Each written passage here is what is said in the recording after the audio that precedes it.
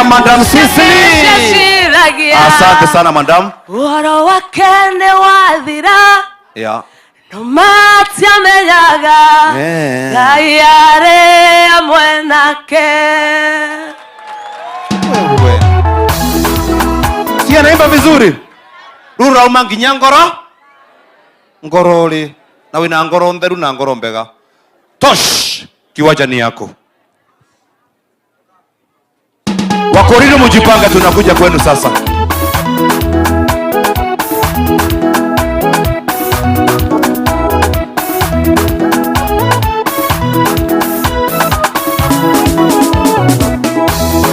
Moya gotora tamedusera kana kirima ya Zayuni igwadorage yegoshaga asuko makwa maria gotora leo dutete para samono kumonogosi kosokerere idakogosha nadagotea orobarara igoro mono.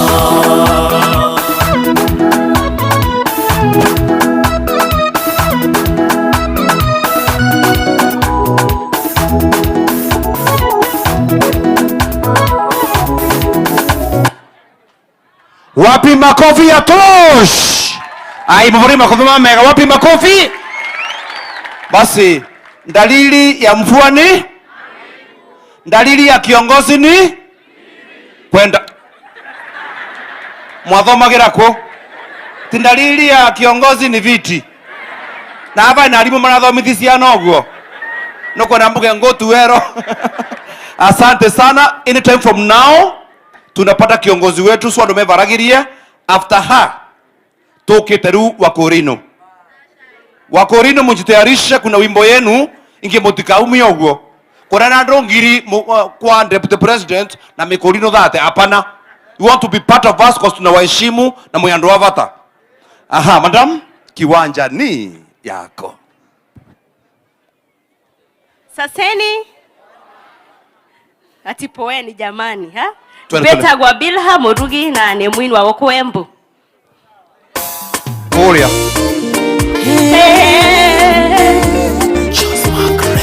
Amokera ngumbo, amokera ugosi, nombosi de kedembe tamiriomu, dogaruge gekoinagera, manere mbuge ore mwega, kutirega yunge ubana tawe. Nombosi de kedembe tamiriomu, dogaruge gekoinagera, manere mbuge ore mwega, kutirega yunge ubana tawe. Amokera ngumana ugosi, kumagorore yakwa. Amokera ngumana ugosi, we mwega gorore yakwa. Amokera ngumana ugosi, kumagorore yakwa. Amokera ngumana ugosi. Wapi makofi ya Bilha Murugi? Wapi makofi na DJ wapi makofi yake? Nara ina wega? Na mutikadhane mutatura moyo. Smare yake na yakwa ni kumbega. Nimugutura moyo mundu. Si anaimba vizuri akifanya smart? Teteno yakwa nenda some polishing up kidogo. So thank you so much Madam Bira. Tumpigie makofi anapokaa chini. Thank you so much. Ngaina kuradhime. Embu is a land of talent na wako wengi. Babu Wandalas, nimekuona baba. Unafanya nini nyuma baba? Na tuko na MC wengi sana kutoka Embu. Kama unajua ni MC, naomba usimame. Kama wako na MC kuma Embu County, simama.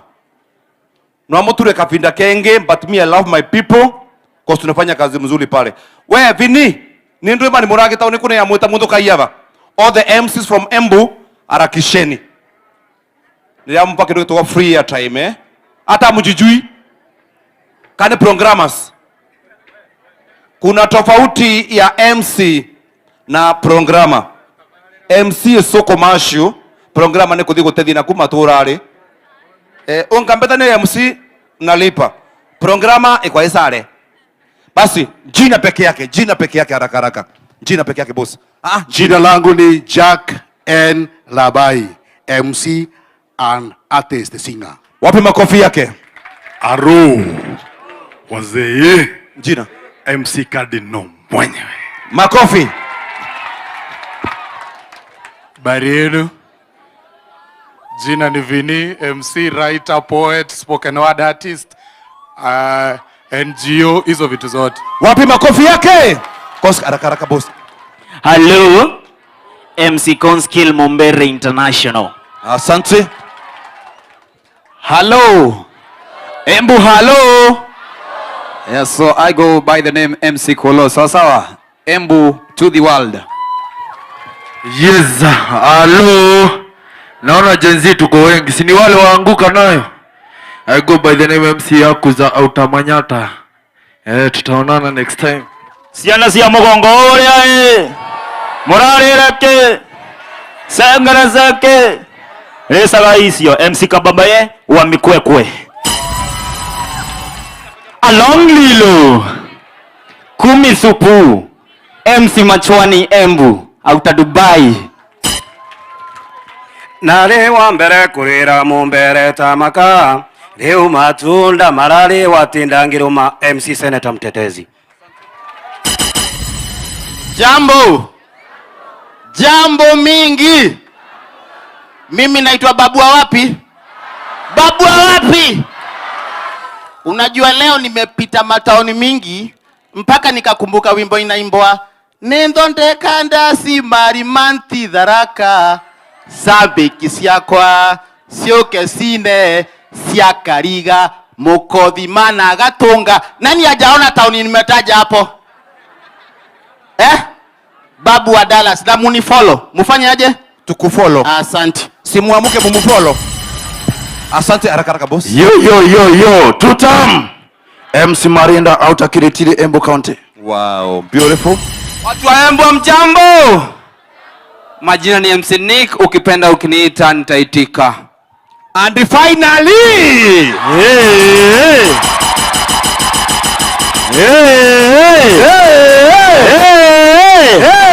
Ni fire si fire. Weka ngumi namna hii. Ni fire si fire. Tuta. Kindiki ni noma. I go by the name MC Sarobi Kenya representing watu wa Kianjokoma. Hello. Watu wa Embu, hello. Manyata, hello. Runyenjes, hello. Mbere North, hello. Mbere South, hello. Along Lilo. Mavitu yawa. MC Sarobi uza. Wapi makofi ya uza? Huyo Jemari fanya Kianjokoma on Sunday isimame. Sasa ni sawa. Thank you so much my co-MCs. Kwa hii nafasi DJ niletee watakatifu wa Korino. Niletee wao kwa heshima na tunaongozwa na kutoka Kianjokoma. Ukajiba na Korino. Wa Korino kujeni. Hii ni yenu kwa heshima kujeni. DJ waamusha DJ. Na wa Korino kuja tunasimama wa. Tuanze harali ya Jesus. Si tuanze ama tushikiki hapa. Wewe coaches matoa si Mokorino na uwezi kuwa hii kitu inataka usafi. Wakorino wote jipangane vizuri, msikanyanga kiti ya mkubwa. Leo mmekanyanga red carpet. Mjipange haraka vizuri. Na tafadhali wenye wanajua kushikilia washikilie kwa maombi, hii kitu wanaweza pomoa. DJ haraka because of time. Do it. Ati watoe namba. Watatoa tu. Namba ni?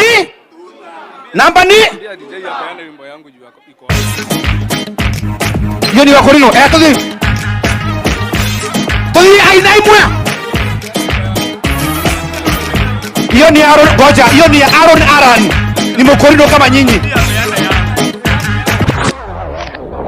Matiso rume cia Embu. DJ nipe wimbo yangu kaka. We time na venye na waheshimu. DJ mpei. Hamuna wimbo? Iko. Yenye niko imeuka ni ya Aaron Aran na ni mkorino kama nyinyi na ni gospel. Ngoja. Kwa heshima naomba aki DJ ni mmoja, kuna pressure mnampatia aki mpaka na hepa, si ndio? So wapatie wimbo ya Eze Ndungu. Warukaruke wasikie vizuri. Si mnataka ile ya Eze? Eze Ndungu. Yako imekosekana boss. Yangu iko hapa ashapewa. Ajia. Amepewa already. Akipatia DJ enough time acheze kama yeye. Dwayne tunamtambua. Na tunajua kazi yake. Kamwe Karendi. Mwanza kurutira namba. Menuke ya shogoria.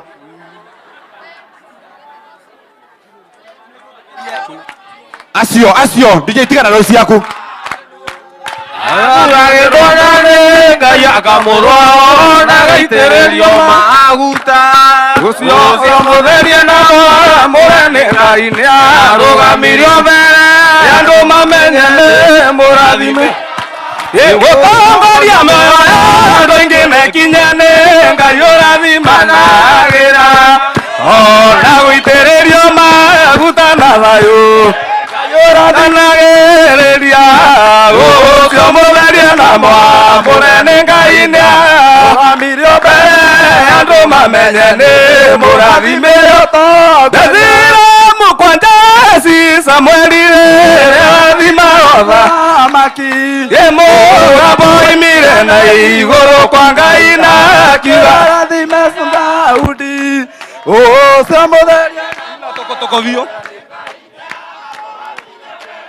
Yando mamenyane murathimire oto muthenya cio Ngai nĩerire Samweli ndiraraga mothio mandu Ngai.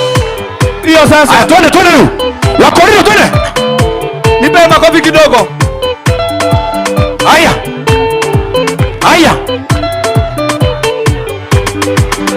Yene bwana Yesu na erekera yake umaende asiagiro kinyago pana kuruka emodio kaze ole ebuja yake unjeria niado mwela ola kiwa ma Wanarumo tigero rogama itu ile yandu wetu. Tuisimame tuimbe wakorino wake. Nipe kila mtu asimame hoye. Makofi kidogo. Kila mtu. Kila mtu. Wapi wakorino? Tamwari tovae. Eka mbele ya kaoro. Yende zonire ndani. Akela tivyo neto. Kaia kemoero. Oi modio kaze ole. Ebuja yake. Unjeria nyando mwega. Wanasoma pia na kirema kia Mburaki. Basi. Haya tukiuma kile pole tutigerumu wane wimbo. Asante sana, wapi makofi ya wakorino. Haya, thank you so much DJ, tumeshukuru tena zaidi. Rundo na wageni wa Sarobi, kiute kiremba, iyo ni ngovia. Shindwe. Ate tuata korino ate Sarobi rao kana kiremba kia Mburaki. Iyo ni Mburandi brother na inaenda mbali, si ndio? Atuwapigeni makofi tena, thank you so much. Now, kuna msanii amebaki. Weta what brother? Teacher? Ngoja. Teacher Pendo. We. Ndio maana unakaa vizuri hivyo. Wapi makofi ya Teacher Pendo? Haya. Hello, bwana asifiwe. DJ. Bwana asifiwe. Ambia mwenzako tiga kwiruta moyo. Song yangu inaitwa tiga ikwiruta mo kana kwithima kiro. DJ. Makofi. Beko bro.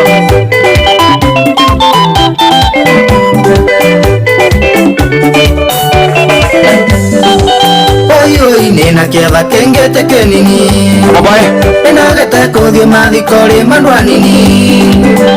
anini mena thina mwingi wa meciria Meita togatigwa ithuĩ tũkĩrĩraga Arata kwa twacemania mbũranĩire atĩa Kwĩ mũthenya mũkamendana mũtikamona Arata kwa twacemania mbũranĩire atĩa Kwĩ mũthenya mũkamendana mũtikamona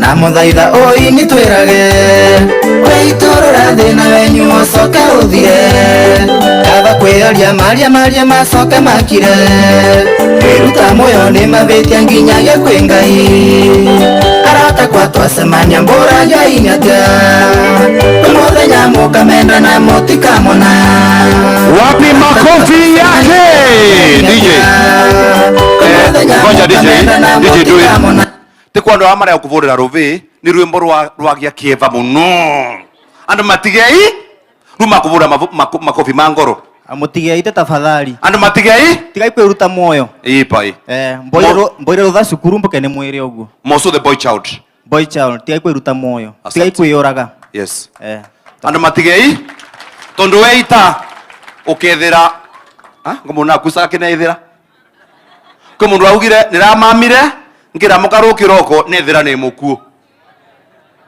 ati aramamire akinethira imo so aramenyera kiri mukuo next on stage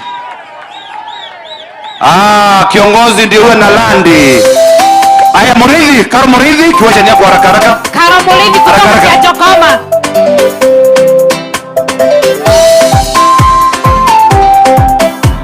aya kutoka Chokoma ona ike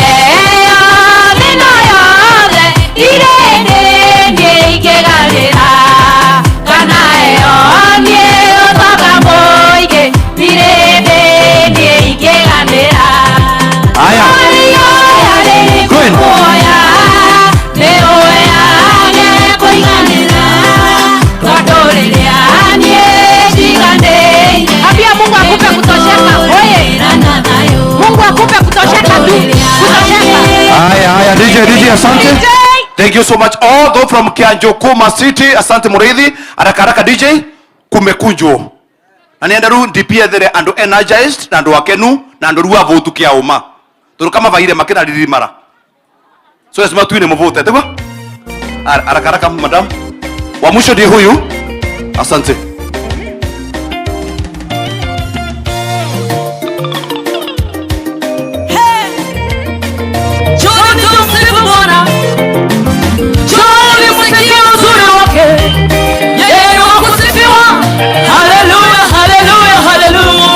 Aya, cheki. Full nitakupatia chance mara ya mwisho, si ndio? Mko tayari?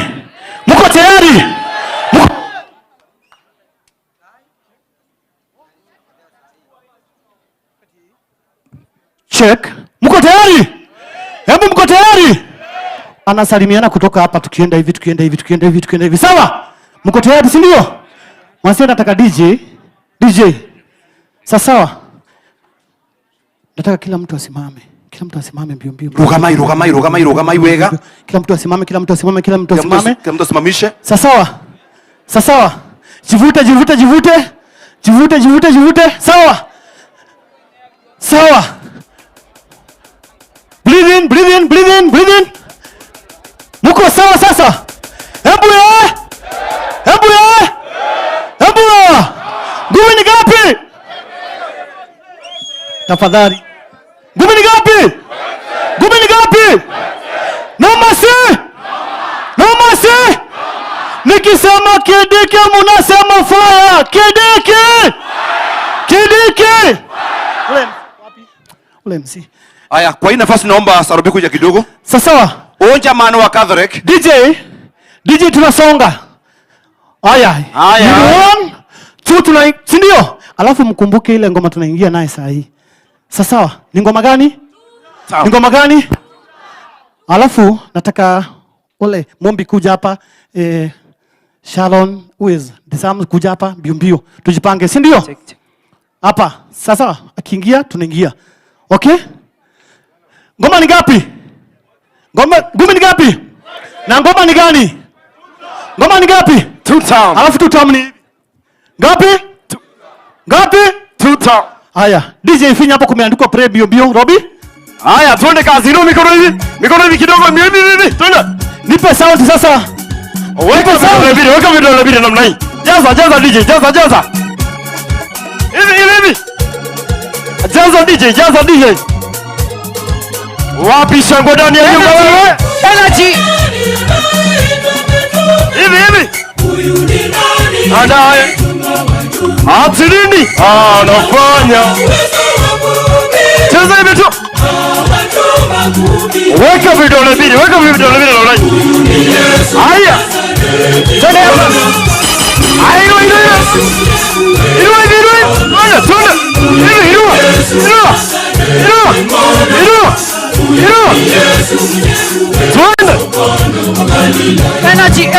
Energy. DJ shika kidogo. DJ. Hello. Mko na energy? Kama uko na energy shout 2 time. 2 town. Sema 2 time. 2 town. 2 time. No mercy, no more. Fire si fire. Haya DJ. Tuende kazi. Beba. Inua mikono namna hii. Makofi ya juu kidogo. Tuende. Inua. Piga. Songa kidogo. Kuna dawa, sema. Atunini. Hivi tu. Kuna dawa. Kuna dawa. Twende. Namna hii twende. Nidoka mbele ya kumwadhani. Left. Yada tulikanire nawe. Inua mikono namna hii. Left. Right. Inua. 2 time. Marenda wewe hingeria. Kai wako. Atoma ya nemo. Sema. Mayanema. Sema. Hingeria. Kai wako. Beba.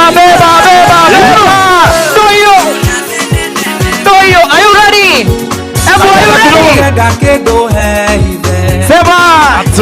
Teketi ya tenda ngia. Hey. Oranje toendi gaga.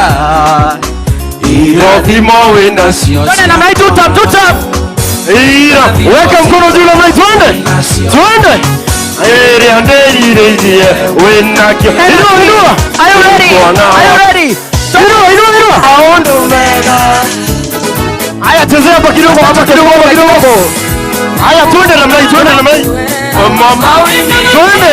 Upendo wa Yesu. Zunguka. Twende. Ati kwa mama. Haya twende. Upendo wa Yesu. Zunguka. Twende. Kwa mama wingi twende. Zunguka. Wanizunguka. Wapi nduru ya Kindiki wewe? Fire si fire. Haya. Wanizunguka. Mama wingi. Upendo wa Yesu. Wanizunguka. Mama wingi twende. Beba. Twende madiji. Wanizunguka. Mama wingi twende. Wanizunguka. Weka mkono juu zungusha hivi. Twende. Embu wapi mikono. Twende. Mama wingi. Upendo wa Yesu. Wanizunguka. Mama wingi. Energy. Inua sasa. Inua hivi juu.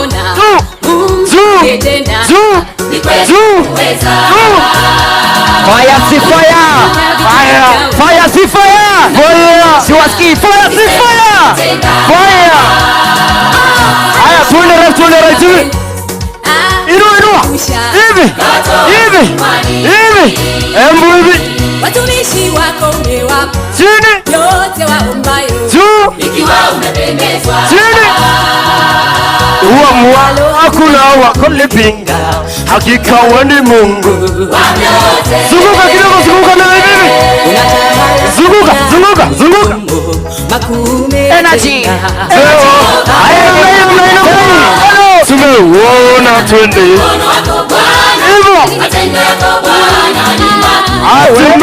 Wewe umetutoa mbali. Wapi nduru ya Kindiki wewe? Haya.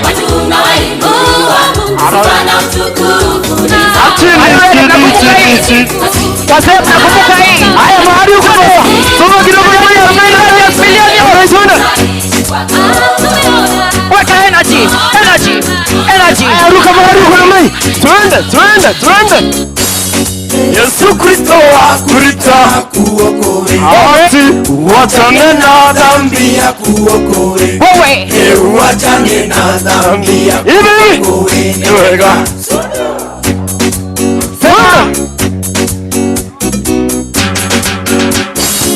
Piga makofi na mrai. Mama Bwana Yesu awaita. Hivi. Waokoe muachane na shetani. Hata nyinyi vijana. Energy. Waokoe muachane. Sema. Newega. Sudu. Aya najenga. Makofi kwa. Makofi ya juu. Bwana Yesu. Wapi nduru ya Kindiki wewe?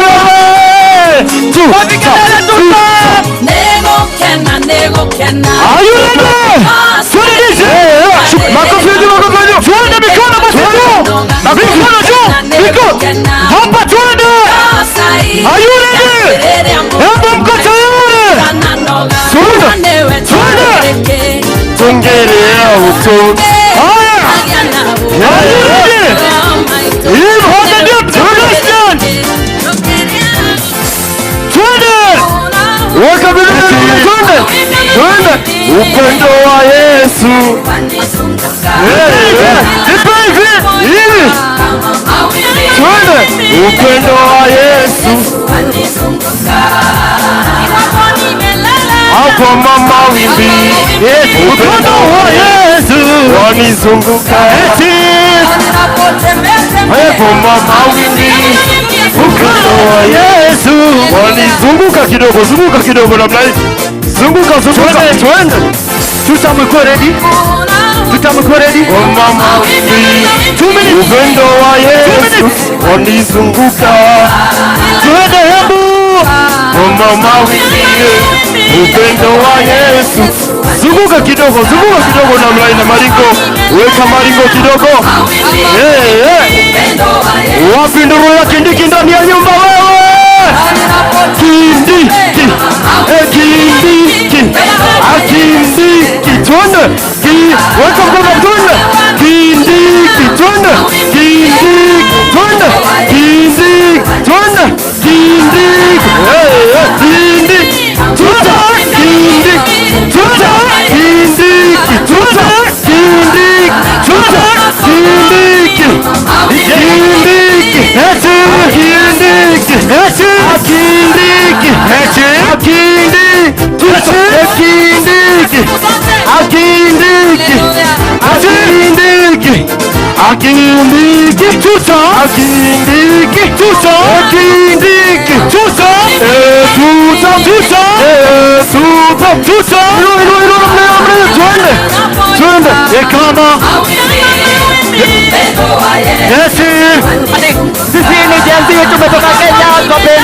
Sisi ni jenzi tumetoka Kenya tupenda Kindiki.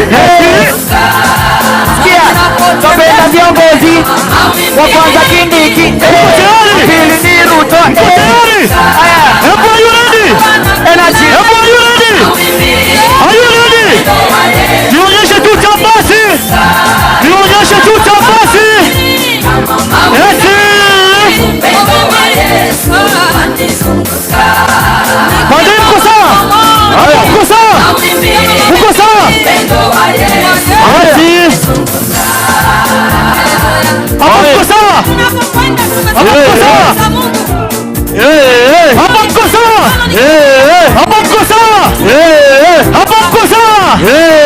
Hapo mko sawa? Nione tuta. Inua. Inua hivi. Nione tuta. Inua. Inua. Nione tuta. Inua. Inua. Inua tuta. Tuta. Mama wingi. Upendo wa Yesu wanizunguka.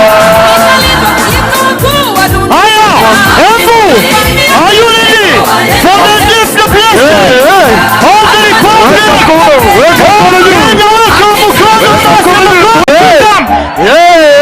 Tutam. Kindiki.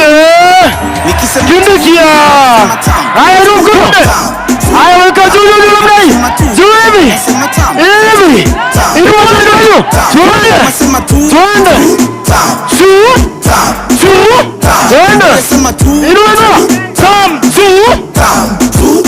Huko nyuma sema tu.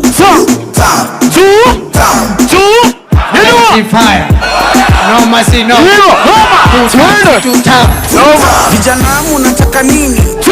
Na wazee munataka nini? Kwa mama munataka nini? Ama namna gani? Vijana munataka nini? Na wazee munataka nini? Kwa mama munataka nini? Unyenyekevu, sisemi kwa sababu.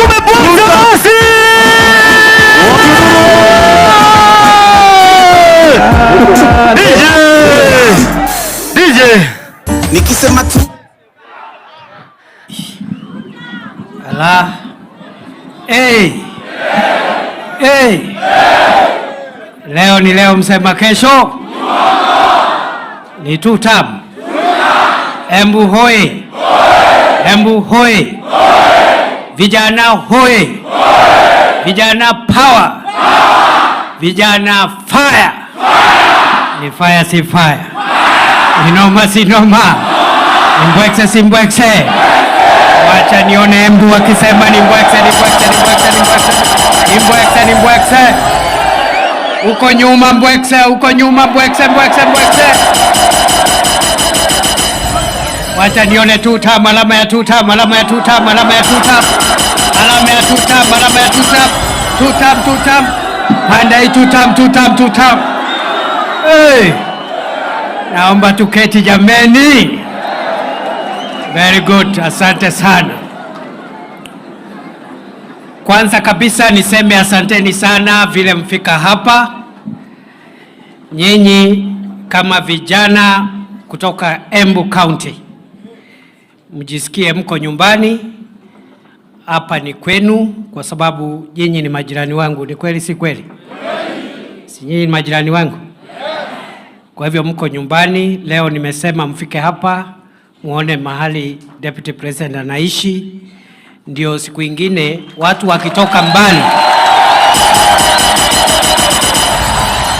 ndio ile siku watu watatoka mbali huko Busia, wengine watatoka Kwale, wengine watatoka Loitoktok, wengine watoke Moyale. Wakifika area hii wakipoteza njia, wewe ndio wakuonyesha kwa sababu wewe uko nyumbani. Ama namna gani jameni? Ya pili niseme wale ambao labda hawajafika hapa, wale ambao wame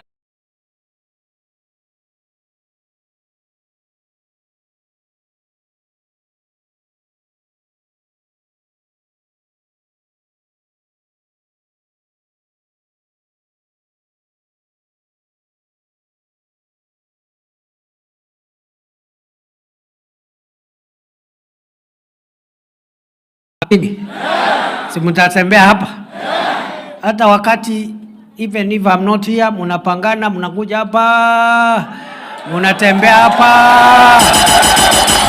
ama namna gani? Munajinice, munaenjoy, munajinice, munachukua maselfie nini, munakula, munakunywa, kwa sababu hapa ni kwenu. Kweli si kweli? Niseme vile vile, hey,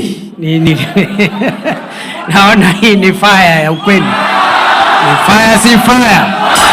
Ni fire si fire. Ni fire si fire. Ni noma si noma. Ni noma si noma. Ni mbwekse si mbwekse. Ni mbwekse si mbwekse. Ni tutam si tutam. Nikisema harambe mnasema tutam. Harambe. Harambe. Bas, kwa hivyo leo nilikuwa nataka tujadiliane mambo machache. Kwanza nimesema karibuni. I hope mmepata lunch kidogo. Ama bado? Bas, wale bado tutaendelea na mambo ya lunch. Tutakaa hapa, hatuna haraka ya kutoka hapa. Ama namna gani? Leo nimetumana nikasema vijana kutoka Embu mufike hapa tuongee. Wengine wenu tumeongea, lakini wengine wenu bado. Na leo mkutano wa leo tumejumuisha vijana ama youth kutoka vitengo mbalimbali, kwa sababu vijana ni vijana. Haijalishi ile kazi wanafanya, haijalishi wale wako shuleni, haijalishi wale wako kwa biashara, haijalishi wale ambao ni wasanii. Vijana ni vijana. Changamoto zao ni sawa sawa. Mahitaji yao yale wanahitaji serikali wafanyie ni mahitaji moja, kwa sababu vijana wako na miaka mingi kuliko wazee hapa duniani. Kwa hivyo wako na interest kubwa nchi yetu kuwa mahali pazuri na iwe na uchumi bora, kwa sababu hao ndio wataishi kuliko wale ambao kama sisi ambao tumezeeka. Kwa sababu Mungu ameumba hivyo, ule anakuja baadaye duniani ndio anakaa kabla ya kuondoka. Kama namna gani? Si kuna wale wako karibu kusafiri na wengine bado miaka kidogo waende. So mimi nataka nianzie hapo, niwaambie hivi vijana na mnisikize vizuri, mimi nikiwa ndugu yenu mkubwa na kwa wale wadogo nikiwa baba yenu, ya kwamba msikubali watu wazima au watu wazee ambao wametumia wakati wao, wamekuwa na biashara, wamekuwa na kazi, wengine wameenda retire, wengine wamejifanyia mambo mengi, wameelimisha hata watoto wao. Msikubali sisi ambao ni wazee tuwaharibie taifa la Kenya, kwa sababu hii taifa, nyinyi bado yale mambo ambayo tumeyafikia sisi, nyinyi bado hamjafikia. Hata wale wako na familia, watoto ni wachanga. Wengine bado hamjapata familia. So you need a good country, a peaceful country with a good economy, so that when we finish college you can get a job. So that when you finish what you're doing, if you're in school, even if you don't need a job, you want to go into business, you'll find a situation where it is easy to start a business. Kwa hivyo msikubali nchi ya Kenya iharibike, muilinde kwa vyovyote vile, kwa sababu nyinyi ndiye tegemeo la taifa, nyinyi ndiye tegemeo la jamii yetu. Nasema hivyo, najua hapa tuko vijana kutoka vitengo mbalimbali. Tuko na viongozi wa wanafunzi ambao wanawakilisha comrades. Ni kweli si kweli? Comrades power. Comrades power. Hawa comrades, tuko na viongozi ama wawakilishi wa wanafunzi wa vyuo vikuu, tuko na wawakilishi wa wanafunzi wa colleges za katikati, tertiary colleges kama TVET wako hapa.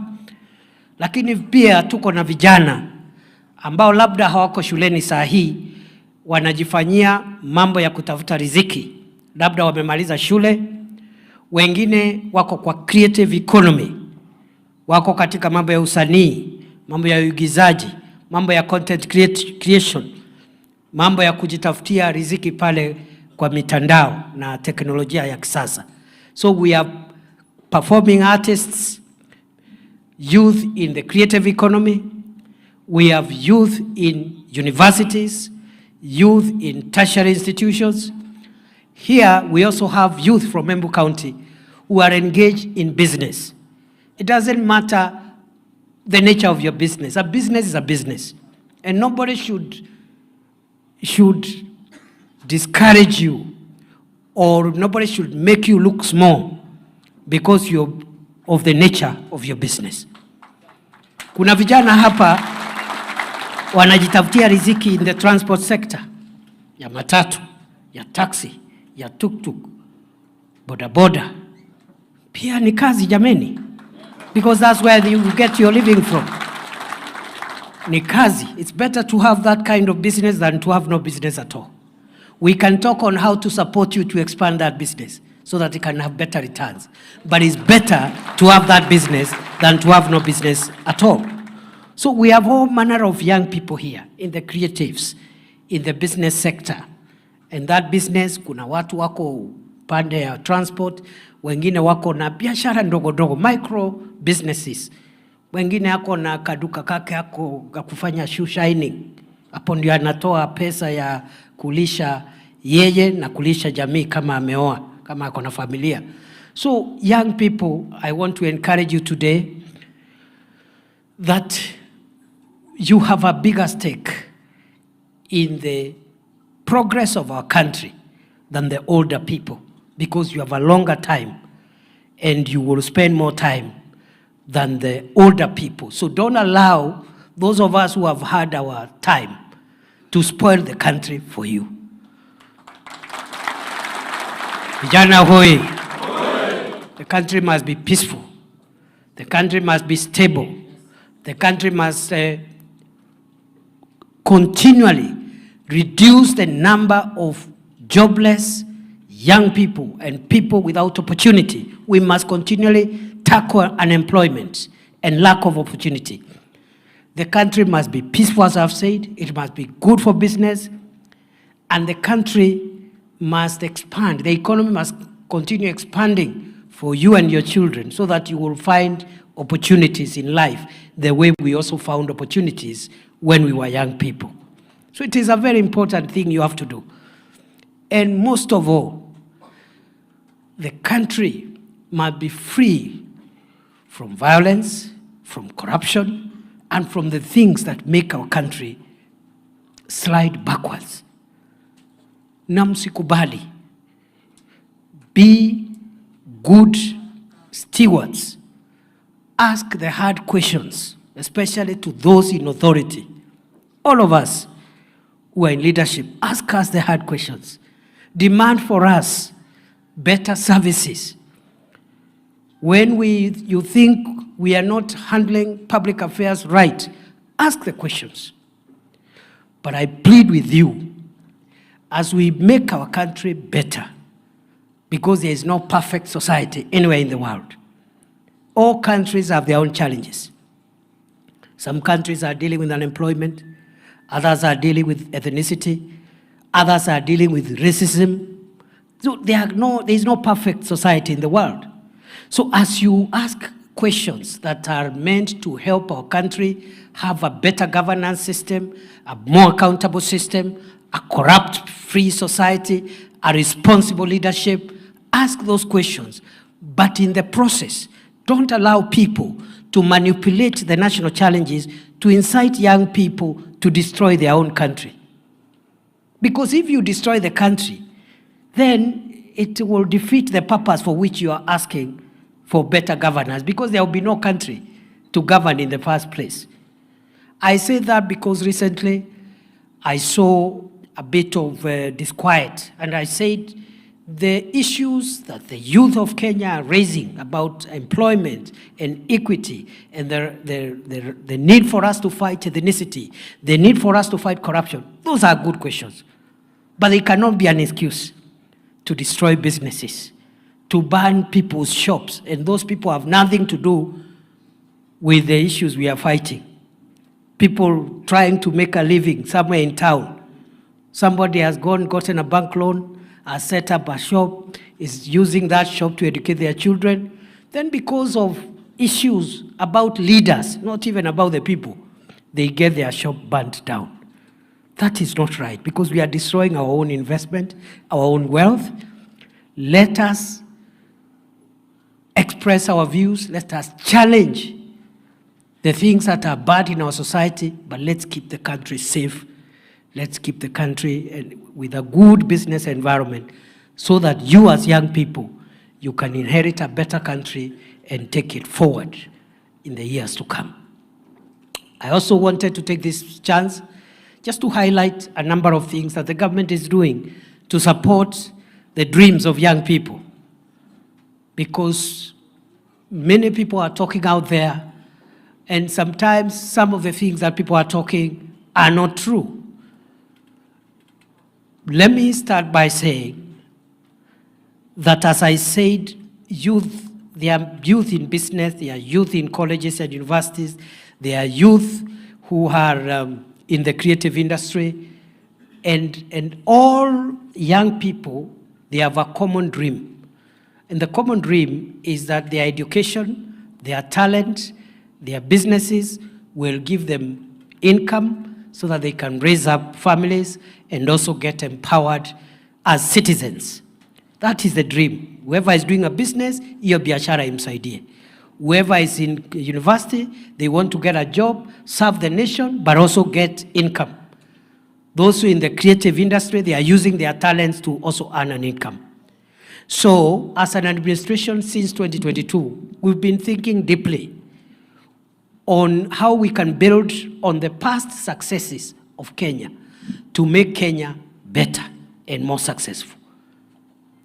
And I want to assure you, where we are today is not where we were in 2022 when President Ruto took over. We made some progress.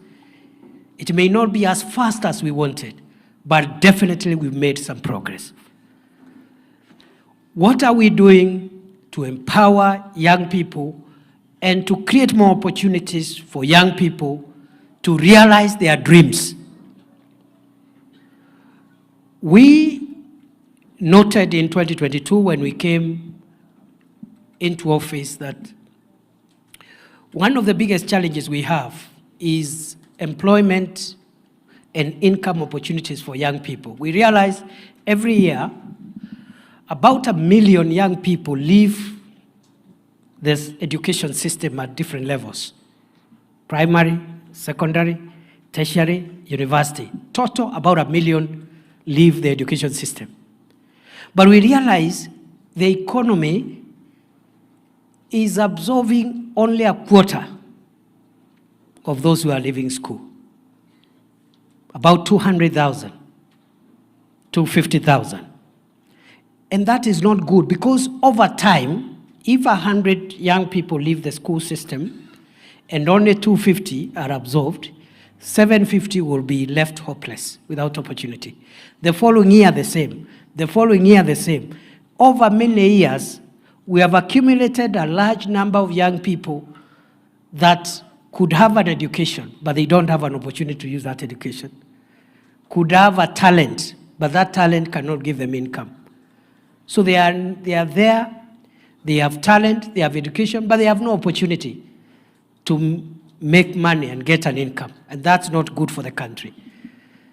And we have come with deliberate programs to reduce the number of unemployed, jobless young people so that we can tackle unemployment and lack of income opportunity head on. Remember, as I have said, this problem of unemployment has not started in 2022 when President Ruto took over. It is an accumulation of many years. And many political leaders have always been saying, we have a problem with unemployment in Kenya. We have a problem. There are no opportunities for young people in Kenya. But they don't come with a solution. Okay? While we all appreciate we have a challenge of creating adequate opportunities for young people, very few people, if at all, have sat down to reflect what are the pathways that can help us reduce the number of young people that do not have income opportunities. We realized, for example, in 2022, for the comrades in the university, the tertiary colleges, we realized we have a big number of university graduates who have no jobs. Many of them in the teaching profession, but others in other disciplines. So we came with an expanded employment program for those university graduates who have studied education or health sciences or other disciplines, so that we can expand the number of graduates we are absorbing every year. Because of time, and I have quite a bit of speech to give, let me just exemplify using those comrades who have studied education. We realized that there were about 300,000+ unemployed teachers. They are qualified to teach primary school, secondary school, they are unemployed. That is almost half of the number of teachers we have. In other words, we have about slightly over 300 teachers employed and another 300,000 unemployed. And every year that number is increasing. I'm just giving teaching as an example. And we realized every year the government of Kenya has been employing between 4,000 and 5,000 teachers a year. But those who are graduating are much more from our colleges. So we are increasing the number of unemployed teachers, and the opportunities we are giving them are quite small. You graduate 20,000 or 15,000, you absorb only 4,000. Over the years, the number has accumulated. So what did we do? We decided to expand the recruitment of teachers.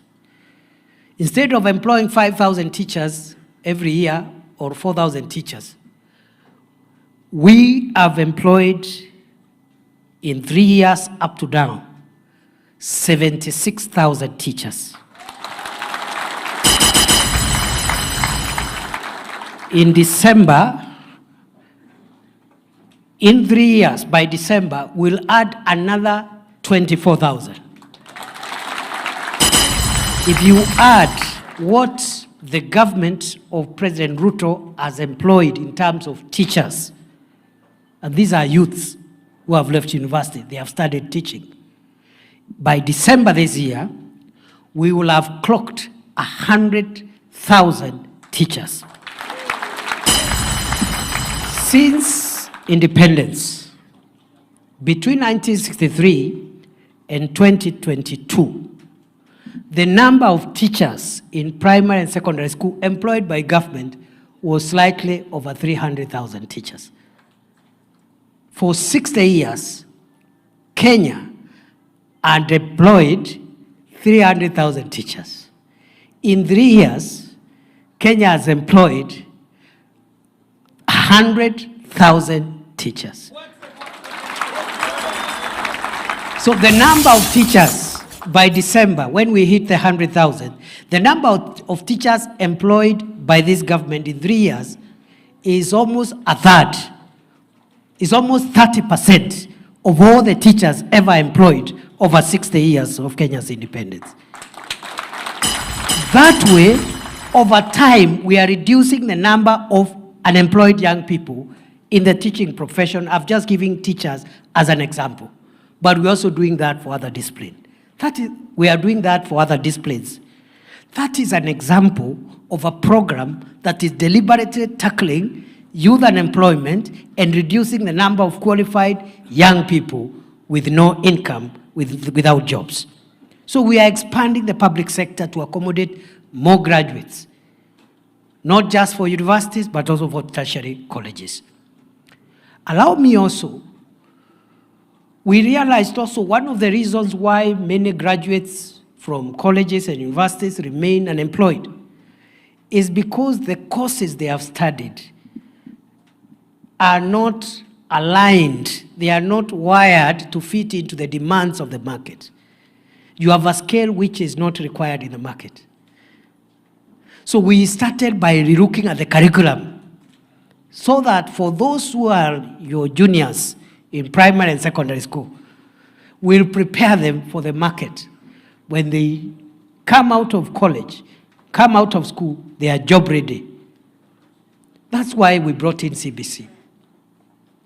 When we were campaigning in 2022, every county we stepped into, the parents of Kenya used to tell us, abolish CBC.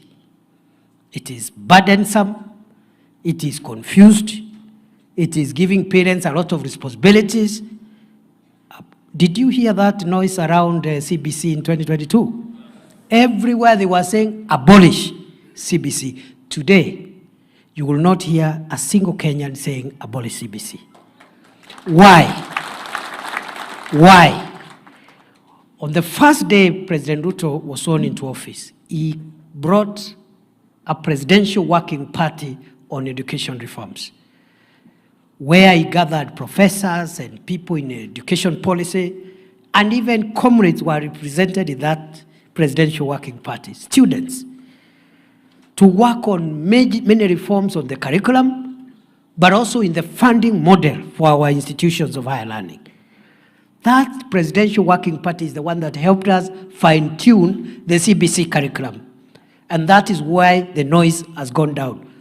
Because children today are more comfortable, the teachers are more comfortable, the parents are more comfortable. We stopped burdening students and pupils with a lot of cramming, with a lot of, just forcing so many things on a child's head. That's not necessary. And we found out that for you older people, and for us, we were pushed too much for no reason. That's why the CBC at the tender years is very soft on the children. And the final exam is a very small component. They are assessed every day, every week, every month, every term. By the time they reach grade 6, when they do the first exam in quote, it's not really an exam, it's a test. Okay? They have already been assessed 60%. So that test will only count for about 40%. They go to junior school the same.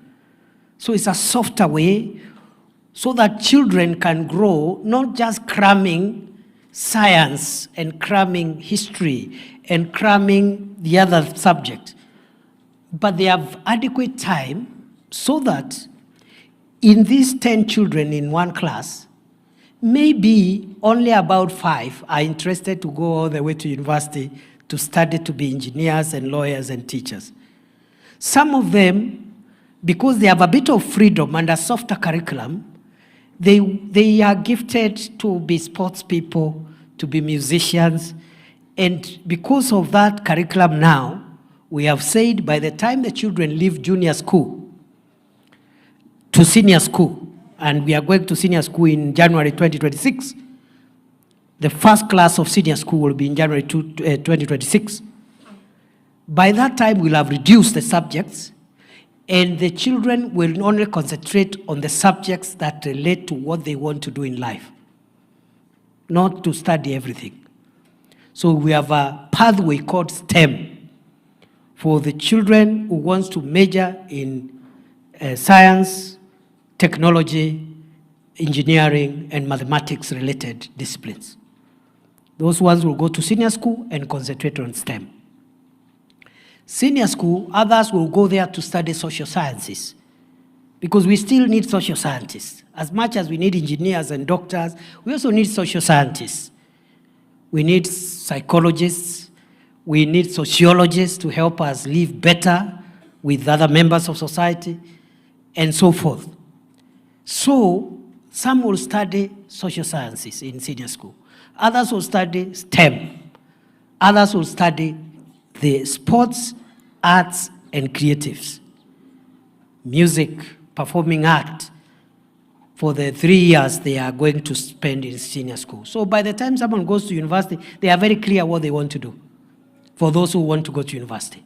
So that curriculum shift is a legacy so far of President Ruto's government, fine-tuning the curriculum to make it more adaptable and flexible to allow young people to go into the future more prepared for the job market so that we reduce the number of unemployed, jobless, young people going into the future.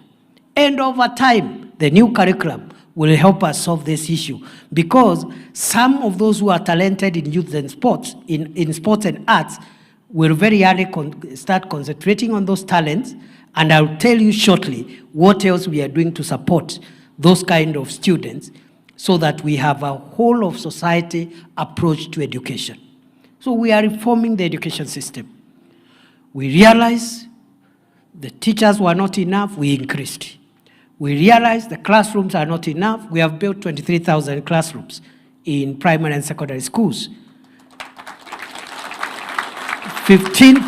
15,000 of them have been built by the Ministry of Education. 8,000 of them have been built through CDF, which is a national government fund. So we have better facilities. We are now commencing equipping the schools that do not have laboratories, especially schools doing sciences, and they don't have labs. There are many schools in rural areas where pupils doing secondary exams, their first encounter with a microscope in a biology exam is on examination day. And that is very unfair to that pupil. The first time to see a Bunsen burner, or what is the other thing called? The pipette. There was something called a pipette. Those things, okay? They encounter them on KCSE day. While in other schools, they have been doing laboratory work in Form 1, Form 2, Form 3, Form 4.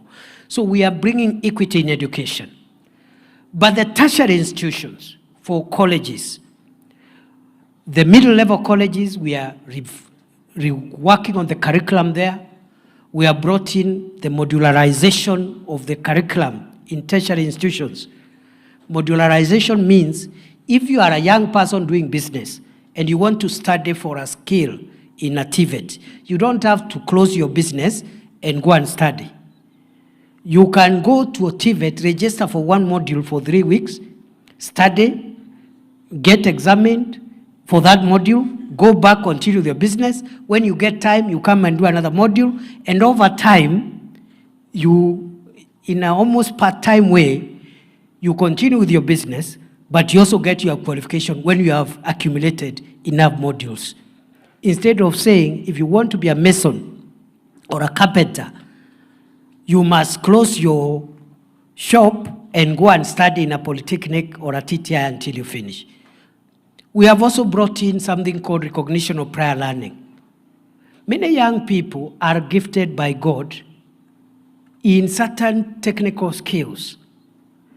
So even before they go to college, you've seen very young boys, very young girls, they can make something, and they have not gone to school. Wengine wanashikanisha wires hapo, wire alafu anakuambia, you know, have you seen those things? Just using their head, they can tengeneza namna hii. So there are people who can even be carpenters, but they have never been in any polytechnic. Is that true?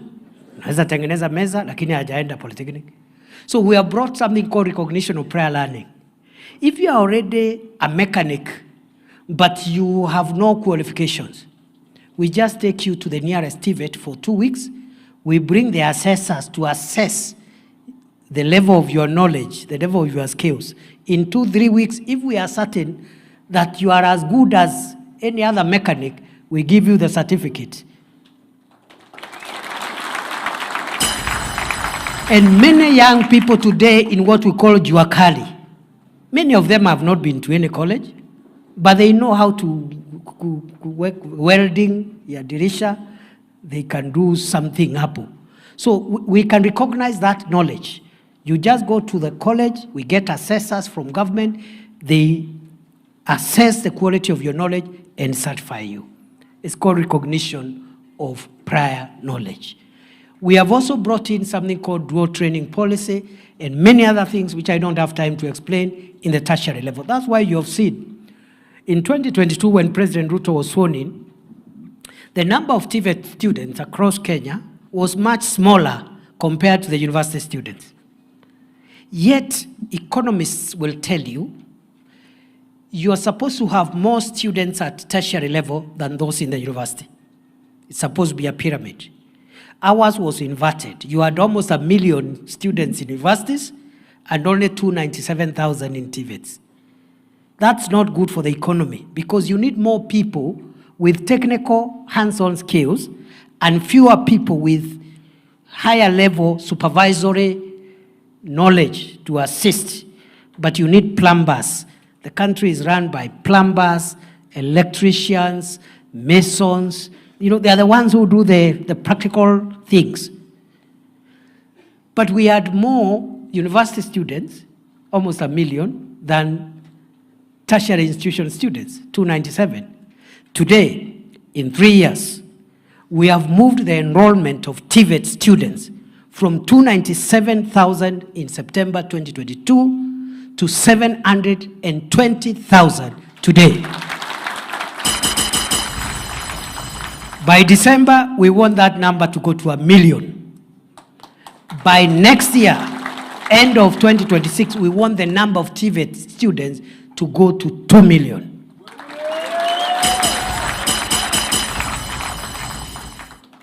That is one way of empowering young people and making them job ready. The dual training policy, for example, makes you job ready because it combines theoretical study and practical study. You cannot graduate from a TVET unless you have been attached in a practical industry, a practical business, doing something related to your area of study. That way you become job ready by the time you graduate, and so forth and so on. So that's what we are doing at the university level. We are fine-tuning the funding model of the universities, because in 2022, many universities were going bankrupt based on the model we were using to fund higher education. Today, the vice chancellors will tell you the funding model we are using is better, and many universities that were in debt are slowly stabilizing financially. We have also said, as much as there are issues around the means testing tool, we will refine the means testing tool going forward to make sure that students who cannot afford fees are not locked out of college because of the university funding model we are using. And you've seen already, the funding to higher education loans board has increased. Last year, we gave help 35 billion. This year, it is 41 billion. Comrades, power. Fire, see fire. So we are thinking about how do we make our education better, more relevant, of high quality, accessible, affordable, because that agenda is an agenda for young people. We, again, are very serious in terms of job creation. I've told you what we are doing to employ more people like teachers in the public sector. But there are certain interventions we are making in the private to make sure the private sector absorb more people, because government cannot employ everyone. And when you hear the president talking about macroeconomic stability, like lower interest rates, like a stable currency, like Kenya now has a very stable currency. When we came into office, the dollar was exchanging at 167 to the dollar. Today it's 128, 129 to the dollar. When we came into office in 2022, Kenya did not have any foreign exchange. The value of imports was too high compared to the value of our exports. Today, we have narrowed the gap between our exports and imports, and we have a very healthy, for those who are economists, there is something called a current account. We have a healthier current account because we are exporting more and importing less. One area where we were using a lot of foreign exchange to import, we were importing a lot of food. We were importing a lot of maize, a lot of wheat, a lot of rice, a lot of cooking oil. The government, in its agricultural transformation program, is reducing imports, encouraging our own production. For example, I can give the example of maize. 2022, we had produced 34 million bags. 2023, we produced 44 million bags, an additional of 10 million bags. In 2024, it rose again to 64 million bags. This year, we are expecting to harvest 75 million bags of maize. Already, we have reduced the number of maize imports by 70%. We are doing the same for rice. We are doing the same for cooking oil and edible oil. We are doing the same so that we save on foreign exchange, we reduce the imports, and we have a healthier current account, and we also have enough cash reserve ratio. Cash reserve ratio is enough foreign exchange. We now have almost, actually more than doubled the amount of current exchange we have, the number of dollars at the central bank from $5.7 billion in 2022 to currently $11.2 billion. So we are doing that so that we reduce the amount of money we spend in importing, so that the economy can be stable, so that private sector can access credit. You've seen the interest rates have started coming back from commercial banks, so that private sector can have more credit and employ more people. So there are many things we are doing to encourage private sector to absorb more young people in their businesses. But we are also saying that many young people are not looking for employment. Many young people are looking for income opportunity, either through business or through selling their talent. And that's why this curriculum is really a game changer. Because in this curriculum, we are saying those who want to be engineers and people to scientists and mathematicians, and you go to a STEM pathway, and then you become a scientist, you help us solve national problems. But those who want to study social sciences and humanities, you study humanities, you help us, we also help us to solve social problems. But those who also want to do sports and arts and creatives, specialize in them and make your money through creatives.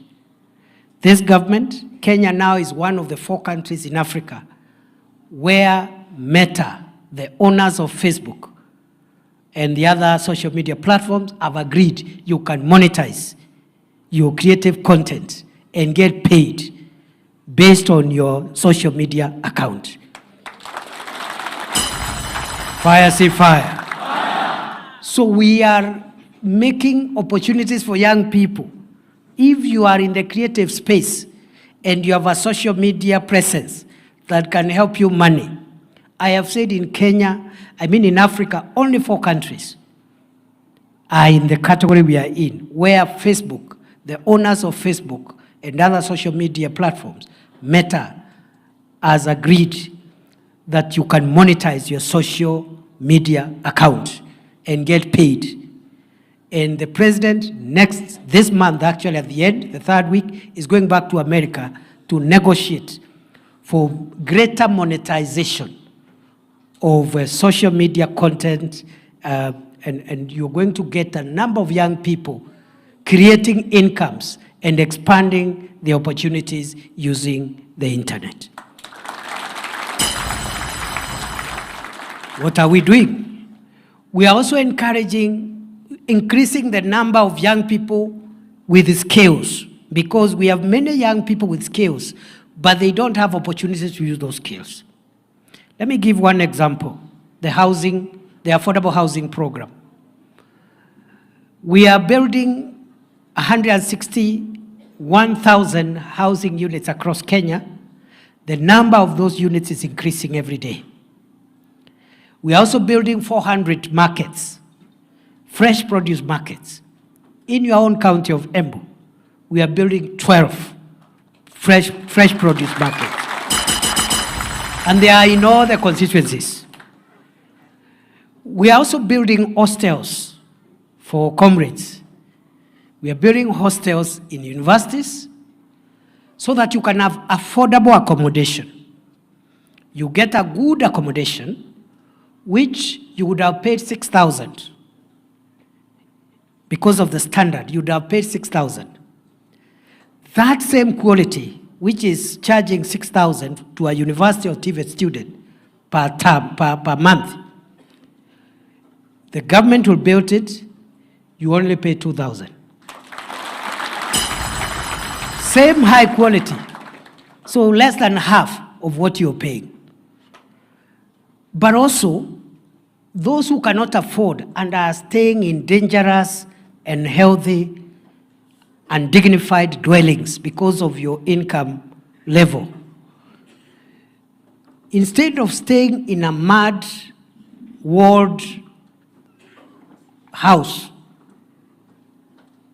or some place which is raining, is leaking, and paying 2,000 a month, you will now upgrade yourself. That 2,000 you are paying, you'll come and pay it in a place with the internet, with water, with a cooker, with the gas and everything. So it is one way of bringing dignity to our young people in universities and colleges. It's even safer. Instead of staying very far in unsafe places, the hostels have security, they have all the amenities, and so forth and so on. But more than just providing hostels and markets for those in business and affordable housing for those who want to acquire homes, we are also creating jobs using the affordable housing, markets, and hostels program. Already, the young people who are employed in the affordable housing, markets, and hostels program are 320,000. Sometimes the figure goes to 350, depending on how many active sites we have, but it is somewhere between 320,000 to 350,000 people who would not have had somewhere to get money from if the housing program was not there. And the housing program is not going to stop because the demand for shelter, for quality houses is too big.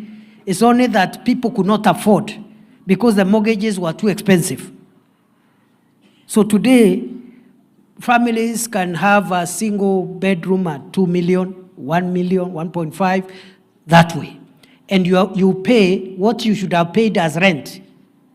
If the rent was 4,000, you pay it in a good accommodation, and over the years, you acquire the house. So we are trying to do that, to create dignified homes, but we are creating jobs today. Between 320,000 and 350,000 young people are earning, and that program is not going to end anytime soon. It will be there 10 years, 20 years, 30 years.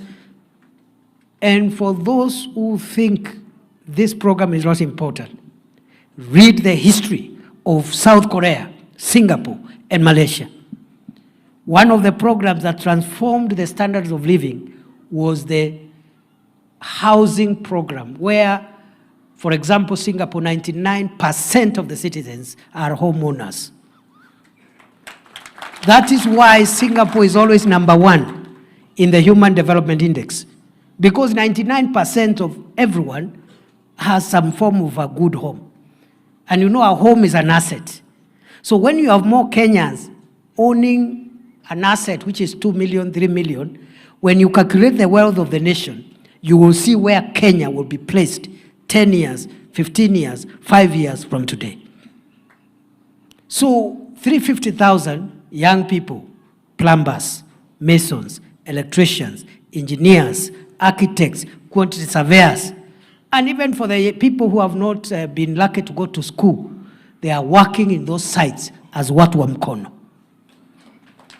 And nobody should degrade you because you are a mtu ya mkono. Because as we said, kazi ni kazi. As the Kenya Kwanza, UDA people, we believe work is work. And there is dignity in work. So long as you are getting an income out of it. If you can get a better job, it's okay. But in the meantime, the work you are doing is important and should be protected and assisted to grow.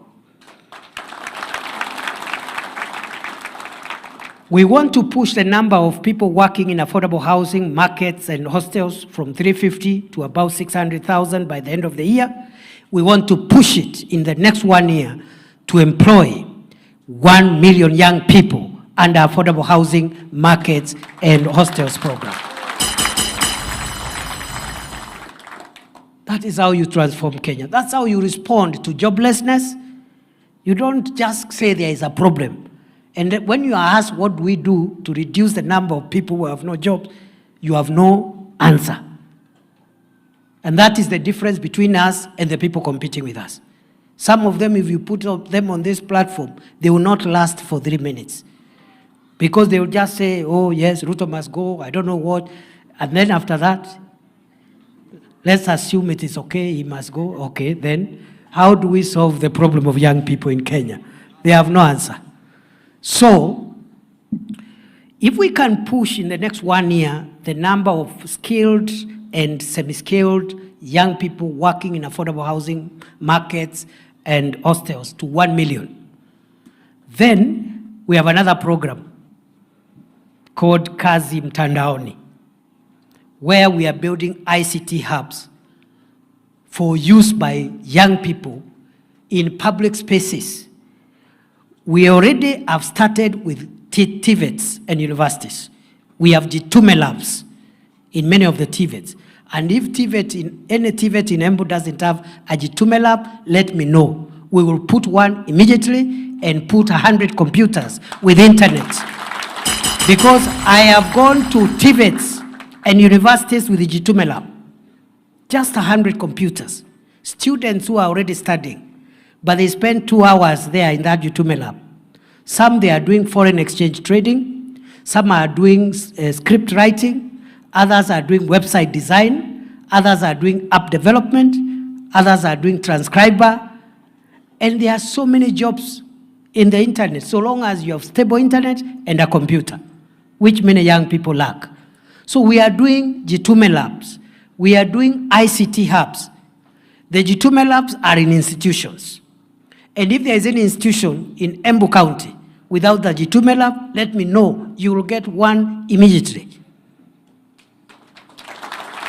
If you have one without enough computers, let me know. I will go and add computers. Nani Deputy President atashindwa na kupatiana kompyuta kwa TVET kweli? Ala? So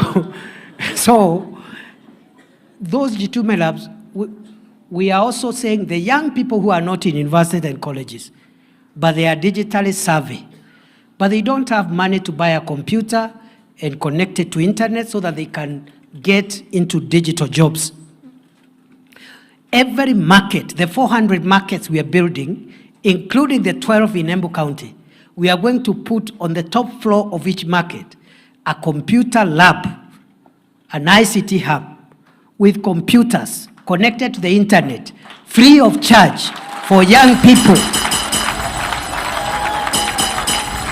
so that the young people in Embu Town, in Runyenjes, in Chicago, in Ishara, in Kiritiri, instead of wasting your time in the market because you have no facility, you can't do anything, you have some skills, but you don't have money to buy a computer, you don't have money to put internet. And instead of waiting for a politician to pay you 100 shillings so that you can go and heckle their political opponent, you use the ICT hub to go into the internet, not to insult the MCA, not to insult the governor or the president, but you go there to earn a living and look for digital jobs and take care of yourself and your family. Because if you are unhappy with a leader, you don't like your MCA, you don't like your MP, you don't like your president, the solution is not insulting them. The solution is to wait for the election and vote them out, isn't it? But before the election, make use of the time you have to build yourself. Don't waste your time in negativity. Because even if you insult them, and you don't vote them out, they will be voted in. Isn't it? Yeah. And why waste time with all negativity? Just do your thing. Just ukiangalia useme huyu anakaa kama hana habari. They cannot lead anything. And you wait during election. Unamwambia out ninja. Ama namna gani jameni? Fire si fire. Kwa hivyo, we are creating, for already the Jitume labs, we are about 272 in TVETs and universities. The markets will give us another 400 spots. And these ones are for the youth who are not in institutions. They are in the marketplaces. Pale sokoni, Kiretire, badala ya vijana kukaa hapo idle, wakingojea kuchomwa, jeshi ichomwe, wanaenda kwa internet pale, wanafanya forex trading, wanafanya website design, wanalipwa hela, and they have no time for negativity. Fire si fire. Fire si fire. Noma si noma. Tuendelee na hiyo maneno ama tuachane nayo? Do we continue thinking how we resolve unemployment and job opportunities, or do you want to waste our time talking about who will lose the election and who will win the election as if the election is today? Let's look for those who are leaders. Let's look for solutions for unemployment. Siku ya kampeni ikifika, kila mtu, hakuna mtu anatoka mbinguni, kila mtu amekuwa kiongozi. Aulizwe siku ile ulikuwa na kiti, ulifanya nini? Mimi nitakuja nijitetee, ule mwingine ajitetee, wananchi waamue, tuendelee. Mwenye anachaguliwa anakuwa kiongozi wetu, mwenye anakosa anangoja siku ingine. Ni fire si fire. Ni fire si fire. That is maturity. That's how countries mature. Our job now is not to say who will be elected and who will not lose the election. Our job now is to ask, what can we do when we are in office? What can we do for our young people? So that when the time comes for accountability, we have something to say. So we have about 185,000 young people who are making a living out of digital jobs. But that number is very small. And it is because many do not have access to computers and internet. We even have a new phenomena, those who are ICT savvy. There is a new phenomena called business process outsourcing. Those in the creatives and in the ICT sector, they will tell you. Where companies in America, in Europe, instead of traveling to work there, they employ you at the call center, for example. You are in Kenya, but their calls of that company are diverted to an office in Kenya, customer relations jobs, and other jobs, but you are based here, but working for a company abroad without leaving Kenya. For those who want, because you're educated people, there is one very successful privately run business process outsourcing, BPO, in Tatu City, which is employing 5,000 young people daily in 2 shifts, 5,000 during the day, 5,000 at night, to work for overseas companies, but they are based at Tatu City, and they are being paid for working for overseas countries without leaving Kenya. So, it is my submission, dear young people, it is possible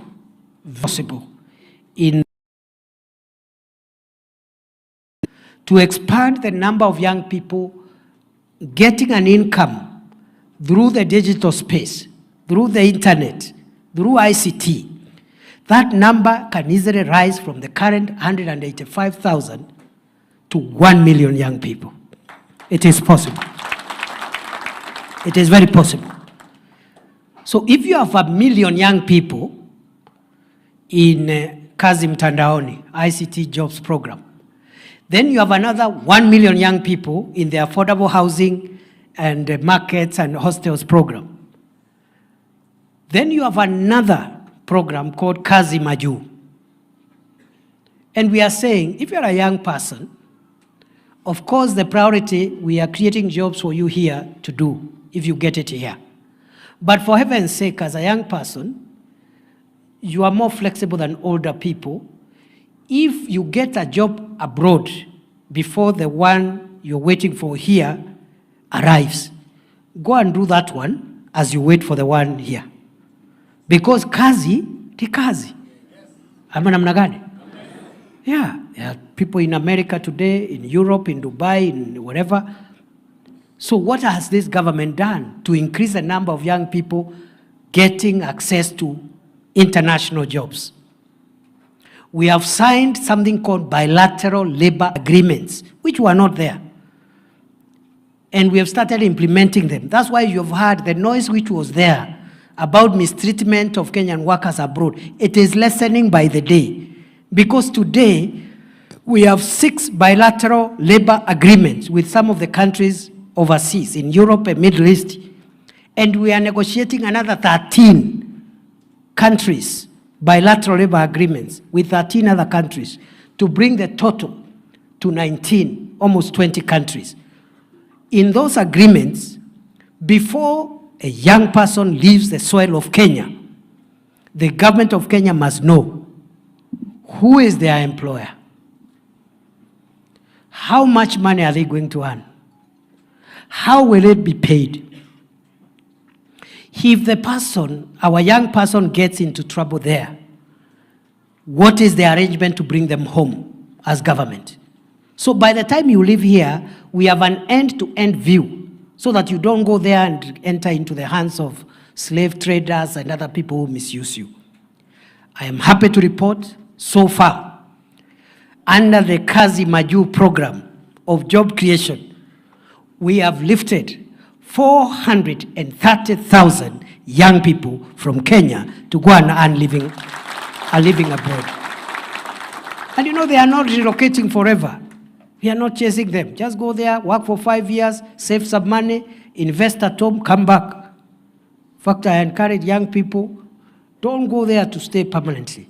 So before you go, if you are a young man, you must get a girlfriend here before going. Or a wife. If you are a girl, get a boyfriend before you go, or a husband. Then you go, so that you sikae sana after. And then also invest home. Diaspora remittances have increased in the last 1 year from $4 billion to $4.95 billion. So there is profit in working abroad, those who can go and work and invest at home. Again, 430,000, that number is not ambitious enough. We can easily push the number of young people working abroad in good jobs, well paid, well protected legally through bilateral labor agreements. We can get that number to 1 million young people, Kazi Maju. So if we can continue with the momentum, 1 million job for affordable housing markets and hostels program, young people in the skills sector. We get another 1 million Kazi Mtandaoni program. We get another 1 million Kazi Maju program. And then for the young people who may not have education, a good education because of challenges, they left school early. We have said that program, which used to be called Kazi kwa Vijana, Kazi Mtaani, tumeirudisha. Sasa tunaita Kazi Mtaani Climate Works. In every county, in every sub-county. Instead of staying idle, you go and work with your hands. At the end of the day, you get your 500 shillings. In a week, it is 3,500, 4,000. In a month, it's 16,000. It is money. It is better than staying. It's better than staying doing nothing. Yeah, people say, oh, kazi, vijana, sijui kazi. Kazi ni kazi, and there is dignity in work. If you get your 15,000, 16,000 every month by working with your hands, what is the difference between that money and someone who is employed as a clerk in an office earning 15,000? Is there a difference? Si pesa ni pesa. Kwani yako imeandikwa mtaani? Si ni pesa jameni? Whatever the person working in an office is doing as a clerk, you will also do it with the work of your hands. Ama namna gani jameni? So we are going to start with 200,000 young people.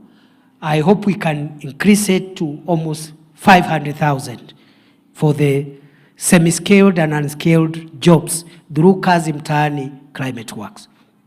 Good people, dear Kenyans. That is how you connect the dots of the conundrum and the challenge that is youth unemployment and lack of opportunities. There are young people who are already in business. I said here we have youth in business here. It doesn't matter the type of your business. Transport sector, retail sector, it really doesn't matter. Biashara ni biashara.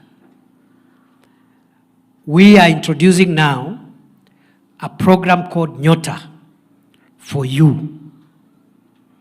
Young people between 18 and 35 years men and women, youth who have a business.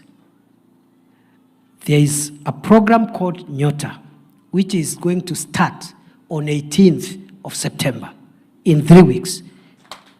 It is going to be launched by the president in the whole country. And that program will identify 70 micro businesses in every ward in Kenya. 70 businesses run by youth. That's why it is called Nyota, National Youth Opportunities Towards Advancement. So we look at every ward and look at youth-led businesses or youth-run businesses, 70 of them per ward. They will be trained on bookkeeping, record keeping, and how to manage a business, and they will be given a grant, not a loan, of 50,000 shillings to expand their business.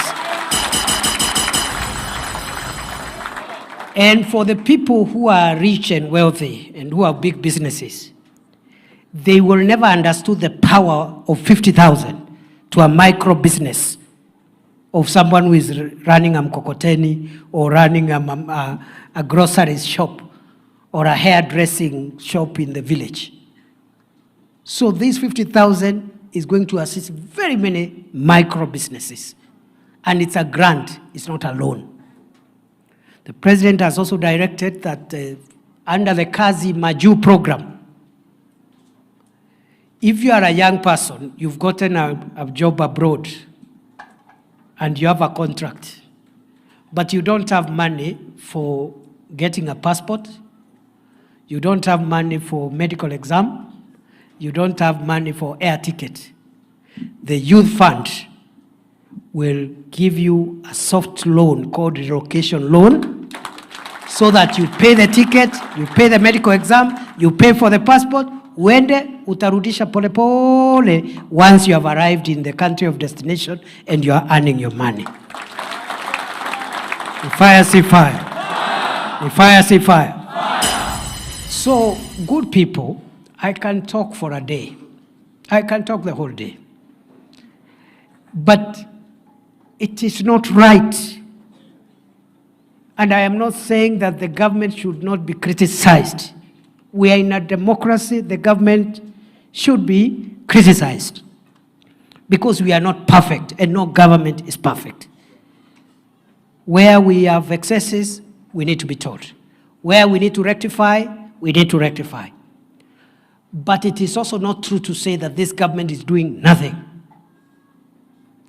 I can talk about agriculture, I can talk about roads, I can talk about electricity, I can talk about health, many things. But today I just wanted to speak about the interventions of this government to create jobs and income opportunities for young people. From Kazi Mtaani Climate Works, to Kazi Mtandaoni, to Kazi Maju, to Nyota for businesses, to reforming the education sector, to increasing the funding for universities and the amount that is going to help and supporting comrades in universities, to increasing the number of teachers we are employing. There is something we've done. And we have another 2 years to do even more. So I am not worried. When the time comes for us to account, we will not lack what to tell the people of Kenya. In every county, we will have something to say. Let me give you an example. What we've done, we have asked the National Employment Authority, NEA, to tabulate the 430,000 young people who have benefited from Kazi Maju until now, county by county, constituency by constituency, ward by ward. So that when we come to campaign in Embu, and we are in a place called Chicago, we will tell the people of Chicago, in Mbeere North, that out of the 430 Kenyans who have benefited from Kazi Maju from this administration. A number X, let's say 20,000 are from Embu County, but out of the 20,000 from Embu County, 4,500 are from here in Chicago, and these are their names. So and so from this village. So and so, na tunaweka hapo ofisi ya chief. So that people who are saying uongo will be confronted with truth. Yeah, time has changed. Fire si fire, noma si noma. Unajua watu wanashindana na sisi, wako chini sana. They are very low. They are too low. Sisi tumejipanga vizuri because we know Kenya has moved on. We have an informed population. The claims we are making must be based by evidence. And we are ready.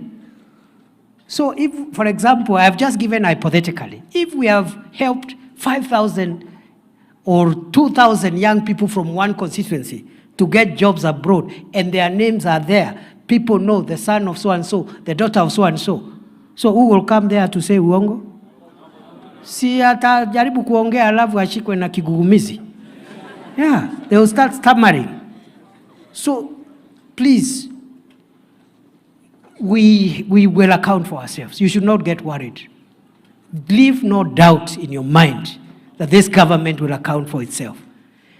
As I conclude, young people are the hope of the nation.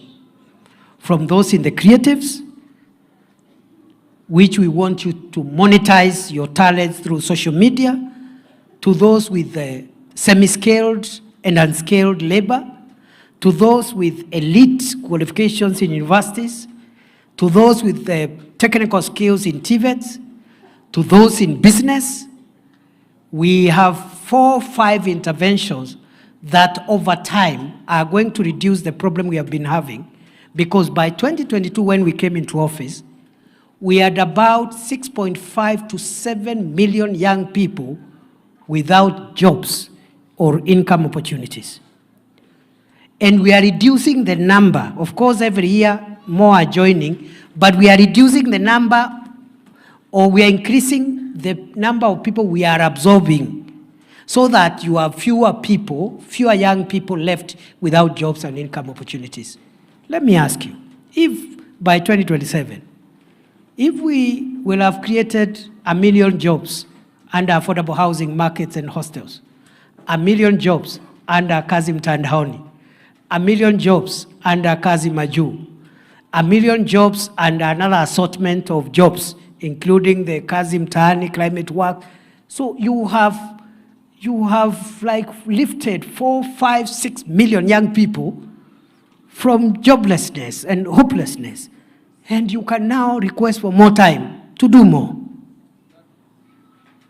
Okay? So continue asking the questions. Continue asking the questions. So I want to stop there and tell you that I'm very happy to meet you. I just needed to share this with you, encourage you, and plead with you not to get into negativity. Democracy is a very simple thing. There is a season for politics. People make their case. They state their agenda. We elect some. We don't elect others. And even those who are not elected, it's not that they are misfits. It's only that they didn't have enough votes. And maybe they didn't get now, they will get some other time. So we should not make the country hostile just because of political competition. And nobody on the other hand should threaten the other, oh, you will not win an election, I don't know, you will do. Because election is not life and death. The country's future is life and death. Creating opportunities and job is life and death. That we must do. And so the people competing with us must come with their agenda for creating jobs. We will table ours, then they table their agenda. Then you look, examine, alafu uone wale wako wanakaa kama wako na network, wale wengine waambiwa wangoje ama namna gani? Fire si fire. Noma si noma. Embu hoye. Embu hoye. Kwa hivyo nawashukuru sana. I think I'll be meeting you in your own groups later. I just wanted representatives from each sector. As young people, we have a general meeting, but I'll be meeting specifically kama nyinyi university student and tertiary students, mimi nataka kikao na nyinyi. Yes. And you know the good thing with comrades, and you know I'm a former university professor. So my youth, I spent my early years engaging young people and empowering young people, training young people. And I'm very proud to see very many lawyers that I have trained doing very well. The good thing with you people is that you, first of all, you listen. And when a point has been made, when you are persuaded, you accept. So mimi nitakuja hapo tungangane kwa sababu kuna watu wanataka kuambia university students this government doesn't care about you. It is not true. So nitakuja hapo tufanye kikao hata kama ni 3-4 hours, and you can see I can talk for 7 hours. Alafu na nyinyi muongee namna hii. Kama namna gani? Wacha tusimame tuimbe wimbo moja, alafu a few people will come here and say something. Wapi DJ? Nyinyi ni 2 term mama, mko wapi? Ni 2 term? Ni 2 term? Fire si fire. Noma si noma. DJ weka ngoma moja nzuri tu. Aya. DJ. Mumesikia maneno ama bado hajafika huko? Nataka unipatie niguke na hiyo ingine, wachana tutoe mkono. Aya, kila mtu mko tayari? Mko tayari? Nipe mikofi ya juu. Nipe makofi tuone. Eti. Tuone hivi. Kena nego kena. Eti. Kogosa idalere ambure maende matana ndonga. Nego kena. Bariki nipi. Bariki. Bariki. Bariki. Bariki. Nipe mkono juu basi bariki. Bariki. Kero ko kwehorero thimbo. Eti. Kero mami vinto de boro aru. Embu. Kero derede kana mosie narwa. Eti. Para pesa na yenyambe toke. Nekaba kayonge animakono. Eti. Manyo kero ya mami vinto. Inua mkono hivi. Inua mkono hivi nipatusa. Nipatusa. Nipatusa. Nipatusa.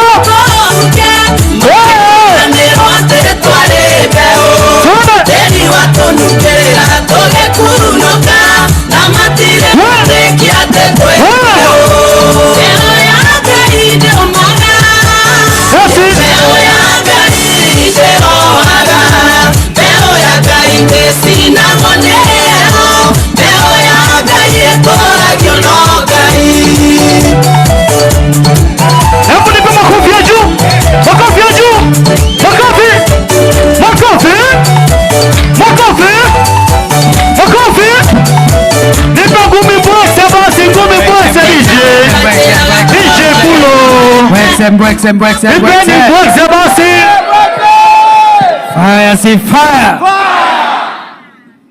Now, bas, we can get seated.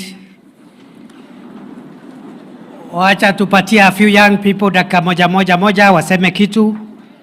Alafu nitawaambia vile tutaendelea. Niliwaambia msiwe na haraka. Leo ni leo, msema kesho. Leo ni leo, msema kesho. Fire si fire. Noma si noma. 2 term si 2 term. Bwekse si mbwekse. Nyinyi mko rada kabisa. On behalf of the creatives, can we have Geoffrey Mwangi aseme dakika moja? Fire si fire. Noma si noma. Geoffrey ni fire si fire. Sema kitu Geoffrey. Mheshimiwa Naibu wa Rais wa Jamhuri Tukufu la Kenya, viongozi walioko mahala hapa, na wananchi wanarika wa Embu. Hamjambo? Hamjambo tena? Nimesimama hapa on behalf of all creatives, musicians, content creator, wale wanafanya fine arts. Mheshimiwa Naibu wa Rais, maybe you are wondering, mimi naitwa Babu wa Dallas. I am a content creator. Maybe you are wondering kwa mkutano ya wanarika Babu anafanya nini. I am a young man. Babu is just a character that I play. Fire si fire. Fire.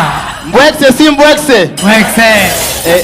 Babu is a character of an old Swahili man who was born, brought up and lives in the village of Embu, Dallas. So kwanza Mheshimiwa Naibu wa Rais, nataka kukushukuru kwa mwaliko wako. Sio jambo la kawaida ambapo viongozi ama serikali wanatambua wanarika na wanawaita kuwaeleza. Fire si fire. Mbwekse si mbwekse. Mbwekse. Unajua Mheshimiwa Naibu wa Rais, if you don't tell people what you've done or what you are planning to do, sana sana watu wanafikirianga hamuwafikiri, si ndio? Lakini sasa tumekusikiza na tuko na uhakika kwamba mnatufikiria. La pili, nataka kushukuru the national government kwa sababu kwa vile wamekupea support uweze kukutana na vijana wa Kenya, kwa sababu without the support of the national government hawezi fanya hii mambo. Correct. So utaenda uambie mdosi tumesema ni asanti na msikomee hapo. Bado hijatosha, muendelee kutufikiria. Si ndio? Waendelee kutufikiria. So nikimalizia, Mheshimiwa Naibu wa Rais, Dallas iko pale kwa mlango ya Embu ukitoka Nairobi. Kwa hivyo kila siku ukipitia hapo, unaingia kijiji ya Dallas, unasema uonyesho kwa Babu wa Dallas, na kupatia kikombe cha maziwa. Thank you. Unakunywa maziwa ya ng'ombe na wewe unaniachia hii maziwa ingine ya makaratasi. Asante sana. Fire si fire. Fire si fire. Fire si fire. So, most of you are in different sectors, the students, creatives, business people. Pia, ningetaka mniambie, after I meet with you and we have our discussions, mungetaka niwatengenezee mkutano muende kwa rais? Mungetaka muende kwa boss? Muende mkae na rais? Muongee maneno? Mupangane? Wangapi wananituma kwa Rais William Ruto hapa? Bas, so I'll work with your leaders to organize ndio muwe na siku ya Waembu hii wanarika muende ndio pia mumueleze pia what you want government to do maybe more faster, so that you also generate ideas on how we can run our country. Be given ideas because nobody has the monopoly of ideas. Kwa hivyo nitawa hiyo appointment, lakini nitamwambia pia mmeniambia ati nyinyi mko 2 term. Ni kweli? Nimwambie hivyo? Niseme hivyo? Watu ya 2 term. Ni 2 term. Wacha nione 2 term ya Embu wanarika jameni. Mambo ni mbwekse. Mbwekse si mbwekse. Mbwekse si mbwekse. Nyinyi ni fire. Fire. Wacha sasa tusikize kwa niaba ya comrades wa university. Iko Kezia Ngare, president. Muko mpaka na rais. Wapi Kezia Ngare, nduru ya Kezia? Fire, fire, fire. Fire. Ni fire si fire. Noma si noma. Comrades power. Thank you so much. Comrades power. Your Excellency, the Deputy President of the Great Republic of Kenya, Professor Kindiki, and the Embu community, good evening. Good evening. This evening, Your Excellency, my name is Kezia Ngare, the President of the Comrades wa University, Embu County. And we are very much happy and humbled to have for you to have us today here, for us to have a rapport with you. It has been a moment of waiting, and we thank God because He has made it happen today. And therefore, I am going to represent the concerns of the students of the university, because I am their representative. And number one, we are grateful because you are the county and the county government and yourself and the national government, you are viewing us, the young people, or rather the students, as the hope of the country.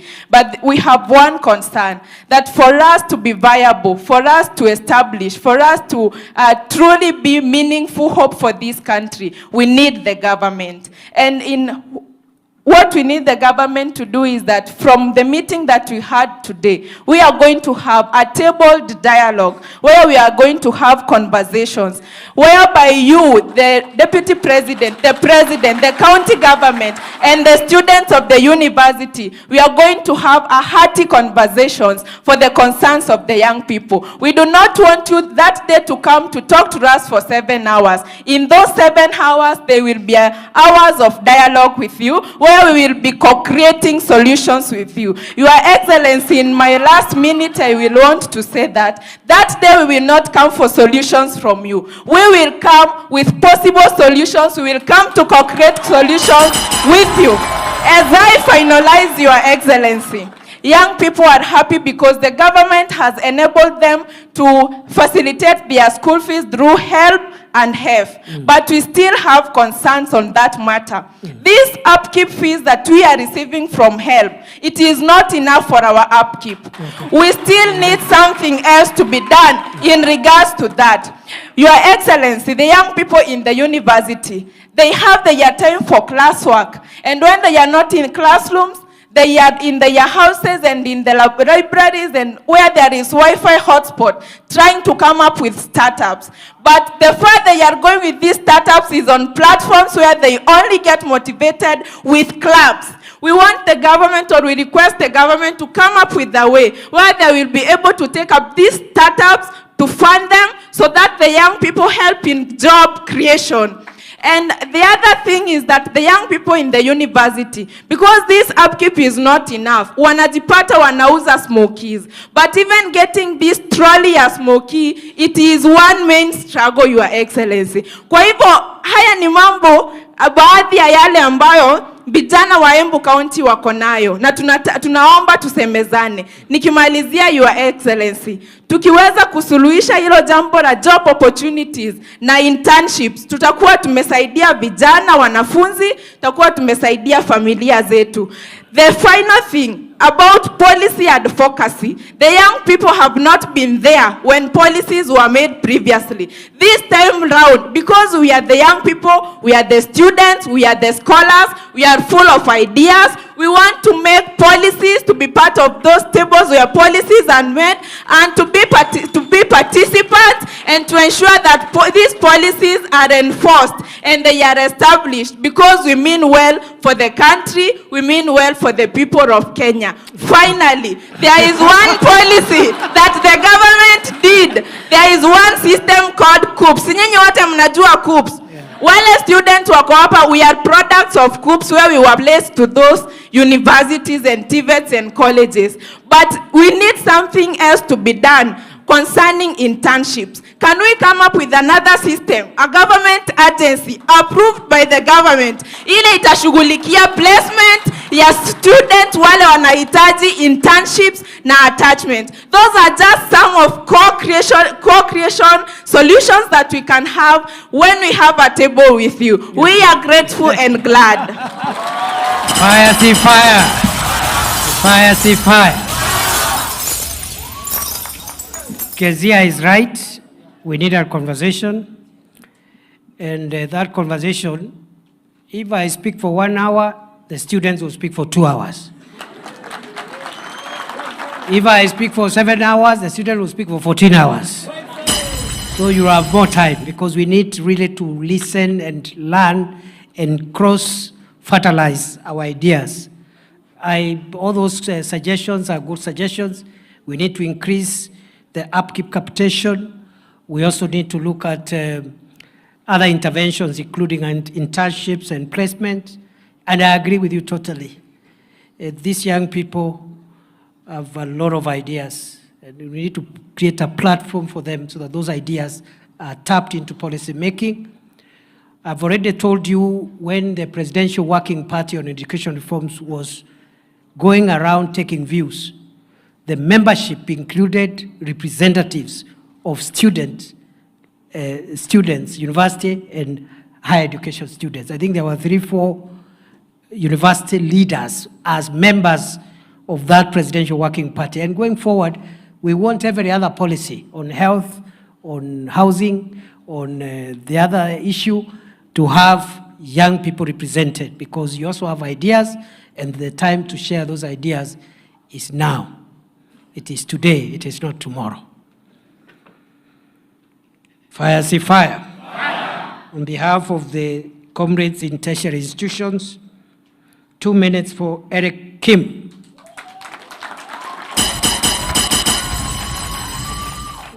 Wapi Eric, ni fire, see fire. Noma, see noma. Imbwekse, si imbwekse. Thank you so much, Your Excellency. My name is Eric. I am an engineer, so I'll take the shortest time possible. So, Your Excellency, I want to bring to your attention of student organizations within county levels, whereby students from a certain county who could be schooling in that county form an organization. They could be in that county or outside of that county, and they do so many things, including policy advocacy, including awareness of the government programs. For example, in Embu County, last week, we held a press briefing where we brought student leaders from the University of Embu and all over 16 tertiary institutions in Embu. And we made a resolve to support the government of the day. Not to stop criticizing the government, but you want to create a platform where the young people, where the youths, where the youth leaders and student leaders can come together and co-design and co-create solutions to their problems together with the government. Because it is not enough to go to the streets, it is not enough to always shout words against the government. We want to sit in that table in the breath of what Kezia said, so that we could design those solutions. And allow me to say the words of Kofi Annan, who said that the youth are not too young to lead, and also they are not too old to learn. So we as a student leaders to come to those tables, to those round tables where policies are made, offer our insights, and have a progressive country, not a chaotic country. Beautiful. We do not have a perfect country in the world. Citizens work together with the government for perfection. I submit. Thank you. Beautiful. Fire, see fire. Fire, see fire. Thank you very much, Kevin. I agree with you. There is no perfect country in the world. Even the one you think is a good country, you land there, they have issues. If it is not ethnicity, it is racism. If it's not racism, it is corruption. If it is not corruption, it's another thing. So we must work towards creating a more perfect country, a better country. And it's a generation to generation thing. Each generation tries to better what they find. And I agree with you entirely. Kevin has also told us that is it Kevin or Eric? Eric has told us that the students are not saying government should not be criticized. They are saying correct government, bring ideas, and there is no need of disrupting the economy, especially if you're being listened to. And unless you are not being listened to, then you can have an excuse. We are offering ourselves to listen to you, and not just to listen to you, to get your input and act on the good ideas that we pick from the young people. And I mean it. When I say this, it's not just cosmetic. I've been a university professor for more than 12 years, and I really enjoyed my time there, because you see, young people have extraordinary talent. They have extraordinary energy. They have time ahead. They have a fresh mind. They are still energetic. There's a lot of advantages. And so it's foolish to ignore input from young people or to try to underrate it. And we are going to offer you a platform, not just for you to talk, but for you to influence national policies and national programs. Comrades, power. Vijana hoi. On behalf of the boda sector, transport sector, let's call it transport sector. Iko boda, iko tuk-tuk, iko matatu, yoyote ni transport sector. Let us hear from Kevin Kamau, 2 minutes. Fire, see fire! Asante sana. Thank you, Your Excellency, the Deputy President of the Republic of Kenya. Fire, see fire! Fire! Noma, see noma! Thank you, Your Excellency, on behalf of wanabodaboda kutoka Embu, nashukuru sana. Na Your Excellency, kama tuko live najua wanabodaboda mahali ya wako, hawaamini nimekanyanga red carpet. So, Your Excellency, we are much humbled and much grateful. Your Excellency yangu ni shukuran. Wakati ulikunja pale Embu, tulikuwa na bodaboda summit, na we thank you, Your Excellency, kupitia the national government, ulitusaidia sana. And it was the first summit kufanywa in the whole country. Wapi makofi ya Your Excellency, tunashukuru na tunasema ni asanti sana kwa hayo. Sisi kama wanabodaboda pale Embu, tumesema tuko nyuma ya serikali na hatuachwi nyuma kamwe, na tutapigania hii serikali yetu kufa kupona. Sisi hatuogopi na hatuna wasiwasi wowote kupigania hii serikali yetu. Ni fire, si fire? Fire. Your Excellency, ya mwisho nilitumwa na vijana wakaniambia nikusalimie sana, na wakaniambia pale Manyata wanakuhitaji sana na uko karibu sana, Your Excellency. Asante. Ya mwisho, Your Excellency, niende nisiende? Si wamesema niende Manyata? Akuja sikuje? Your Excellency, ya mwisho tutakuja tukiongea, vijana wanahitaji driving license, wakuja ukiwapanga na najua itawezekana. Ya mwisho, Your Excellency, kuna ile mambo mliongea kuhusu zile bodaboda ziko na pete offenses ziachiliwe. Vijana wengi hawajaachiliwa bodaboda zao, walinituma kwako, Your Excellency. Wapi list? Ipatie vijana, patiana, hata kama sio sahi. Let me know zile bodaboda ambazo zimeshikiliwa. Thank you. Thank you very much, Your Excellency. Fire, see fire. Bas, on behalf of other youth who are doing other businesses, allow me to call Vincent Muremi. Fire, see fire. Noma, see noma. Nimbwekse, si mbwekse. Two term, si two term. Tuendelee, tusiendelee. Thank you, Your Excellency, the Deputy President of the Republic of Kenya. My name is Vincent Muremi from Mbeere North, representing youths in different aspects of the business. Niko tu na maneno matatu, or 3 points. Number 1, mimi natoka Mbeere North. So 2 term, atungoje 2027. 2025, leo ni leo! Huyo tunakupatia akiwa MP. Ya tuongee, si ndio? Asante. The second thing, I'm talking on behalf of businesses as a youth. Unajua sahi hatufanyi biashara kama the old times. We realize there are so many grants zenye zinapeanwa, especially by embassies like the US Embassy, the British Council. Now we don't access them, especially in Mount Kenya East. You find we have very beautiful proposals from watu wenye wametoka kwa Kezia na Eric. Now our banks don't understand the ideas because they don't bring money immediately. We request kindly bring those foreign agencies and embassies to Embu. Let us get those grants and we are going to do beautiful businesses. The last point, pale Embu, Mbeere, kuna kitu tunaitanga Mbeere Cultural Festival. Tunakualika. Lini? Mbeere Cultural Festival is in December. Very good. Tunakualika. Tarehe ngapi? Tarehe 20 December. Mimi niko hapo, fire fire. Thank you so much. Asante. India nitafika mapema. Sasa huyo ni youth wale wako na SMEs. Ndio unasikia anauliza grants which come through foreign organizations or even friendly countries which have grants. Those are SMEs. So tunataka pia tusikie kutoka kwa representative wa vijana wale wako na hii biashara zingine, the micro businesses, not the small and medium businesses, micro businesses. Najua kazi ni kazi na hakuna aibu kwa kazi. Nobody should make you feel ashamed of what you do.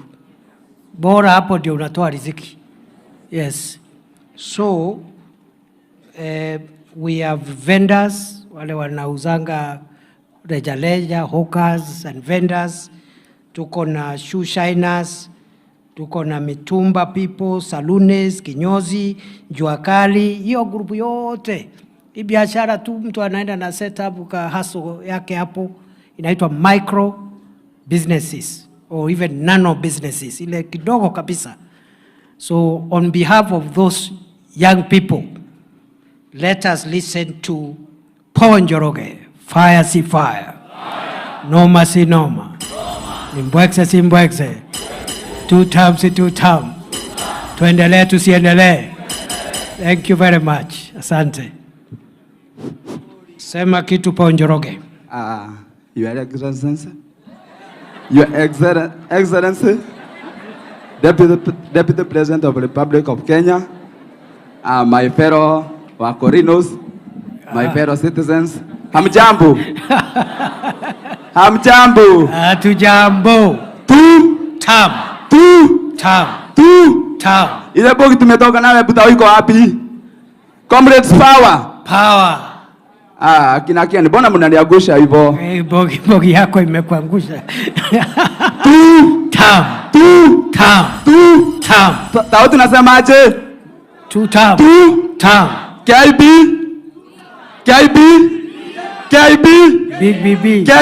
KBB. Kumibira. Break. Yes. Naitwa Paul Njoroge. Nawakilisha wenye wanauza mitumba, wenye wanauza nguo mpya ama nguo mzee, na shoe shiners. Sema wale wanauza nguo. Wenye wanauza nguo. Yeah. In short. Ni textile. Na business zingine dogo. Textiles and apparel. So, ile nguo unauza garments. Mimi ningekuomba tu Your Excellency, venye tu umetuambia. Yes. Sisi zote tunahitaji kazi. Na kazi umesema ni kazi. Despite ikuwe ni kubwa ama ikuwe ni dogo. Hiyo dogo uko nayo, hiyo kubwa itakuja kupitia hiyo dogo. Kwa hivyo hata hizo dogo tuko nazo, tungekuomba tu ujaribu tu kuendelea kutuinua. Sababu kama mimi na wauziaga mayai. Yes. Na wagogeanga. Excellent.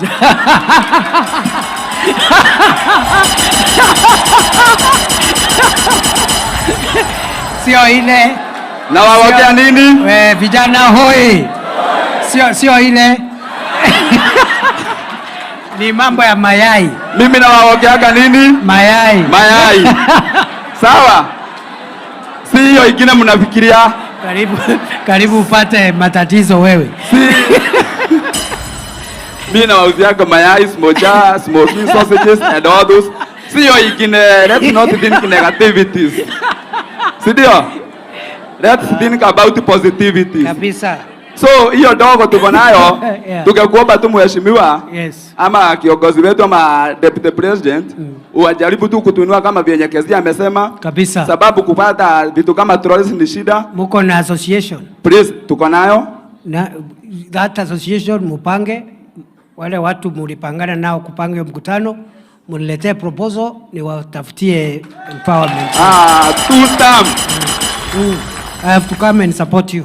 Jusote ni kazi hatuna, tunakuomba tu tupatie kazi. Watafutie matrole na nini na pesa ya stock. Ukifanya hivyo tutashukuru na tutasema asanti. Na sababu najua namba inaweza toka dakika yoyote. Na ikitoka saa hii sema ni two term. Yes. Ni two term, si ndio? Hakuna kurudi nyuma. Amen. Si ndio? Amen. Itoke isitoke. Itoke. Tukirudi round nyingine najua itakuwa kilia, si ndio? Yes. Barikiweni sana. God bless you. So sasa huyo Njoroge, wacha nirekebishe, ule ni yule Njoroge Mkurino, ni mtu mzuri ule wa kugongea nyinyi mayai.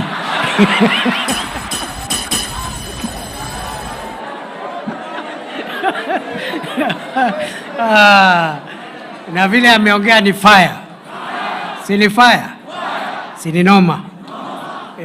So sasa mwisho bado nimebakisha wengine wawili watatu tufunge na ni dakika moja. So ule mwakilishi wa bodaboda aliongea, lakini pia kwa transport sector kuna wale wako na matatu tuktuk. Hiyo ni wadosi kiasi. Unajua huyu ako na matatu, huyu mwingine ni bodaboda, yule mwingine tuktuk, matatu. Unajua biashara ni levels. Yeah, na there is no problem. Huyu ako na boda, kesho atakuwa na tuktuk, the other day atakuwa na gari, kwa na matatu.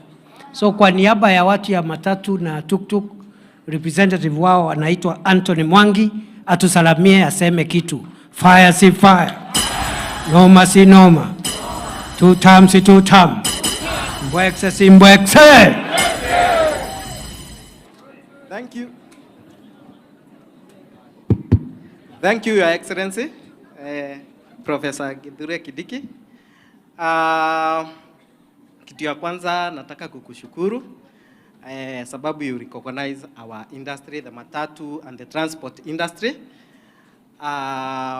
Your serikali yenu through the circles imekuwa ikitu support, but tunapitia a lot of challenges. Si mnajua hata kwa barabara kuna watu wanasimamanga hivi, wanakuwa wanatu challenge. We would like to sit down, mkuja tukae chini juu it is only in the transport sector. Sijawahi sikia the matatu, the lorries, the tuk-tuks wakiwa wameitwa na serikali wakakaa chini, lakini the bodabodas and other people wanaitwa. Ni kweli. So the next meeting, Your Excellency, ningekuomba at least utengeneze mkutano ya the matatu industry and the other transport sectors. Yeah. Agreed. Yo kitu ingine ningependa kukushukuru. Tumesikia kutakuwa na dual carriage from Makutano to Meru. Makutano, Embu, Chuka, Meru. Yo kitu the road fire si fire. Fire.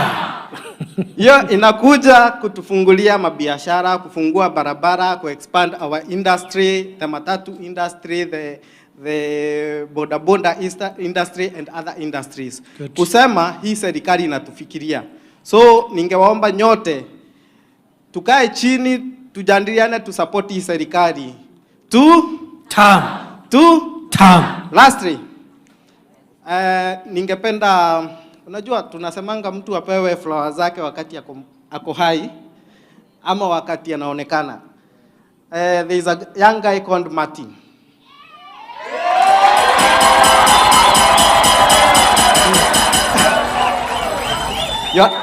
Mato.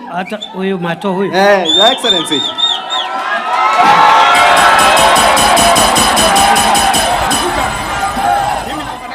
Haya, maliza umpatie. Your Excellency. Aseme kitu, yes.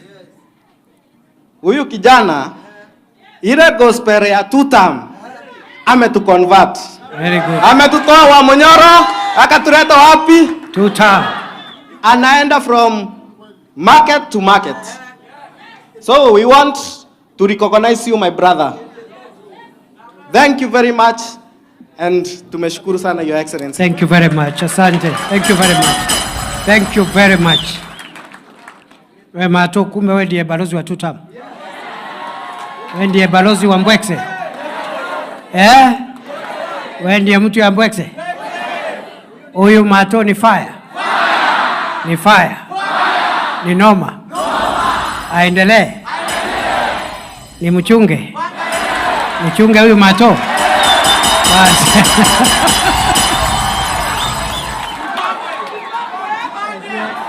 Nipangwe nisipangwe? Nipangwe nisipangwe? Ni tutam si tutam? Ni tutam si tutam? Ni fire si fire? Haya. Ni fire si fire? Haya. Mi naibu wa rais, nimetembea kila kona ya Embu County na upili 2 term, na mimi naomba tu nishikilie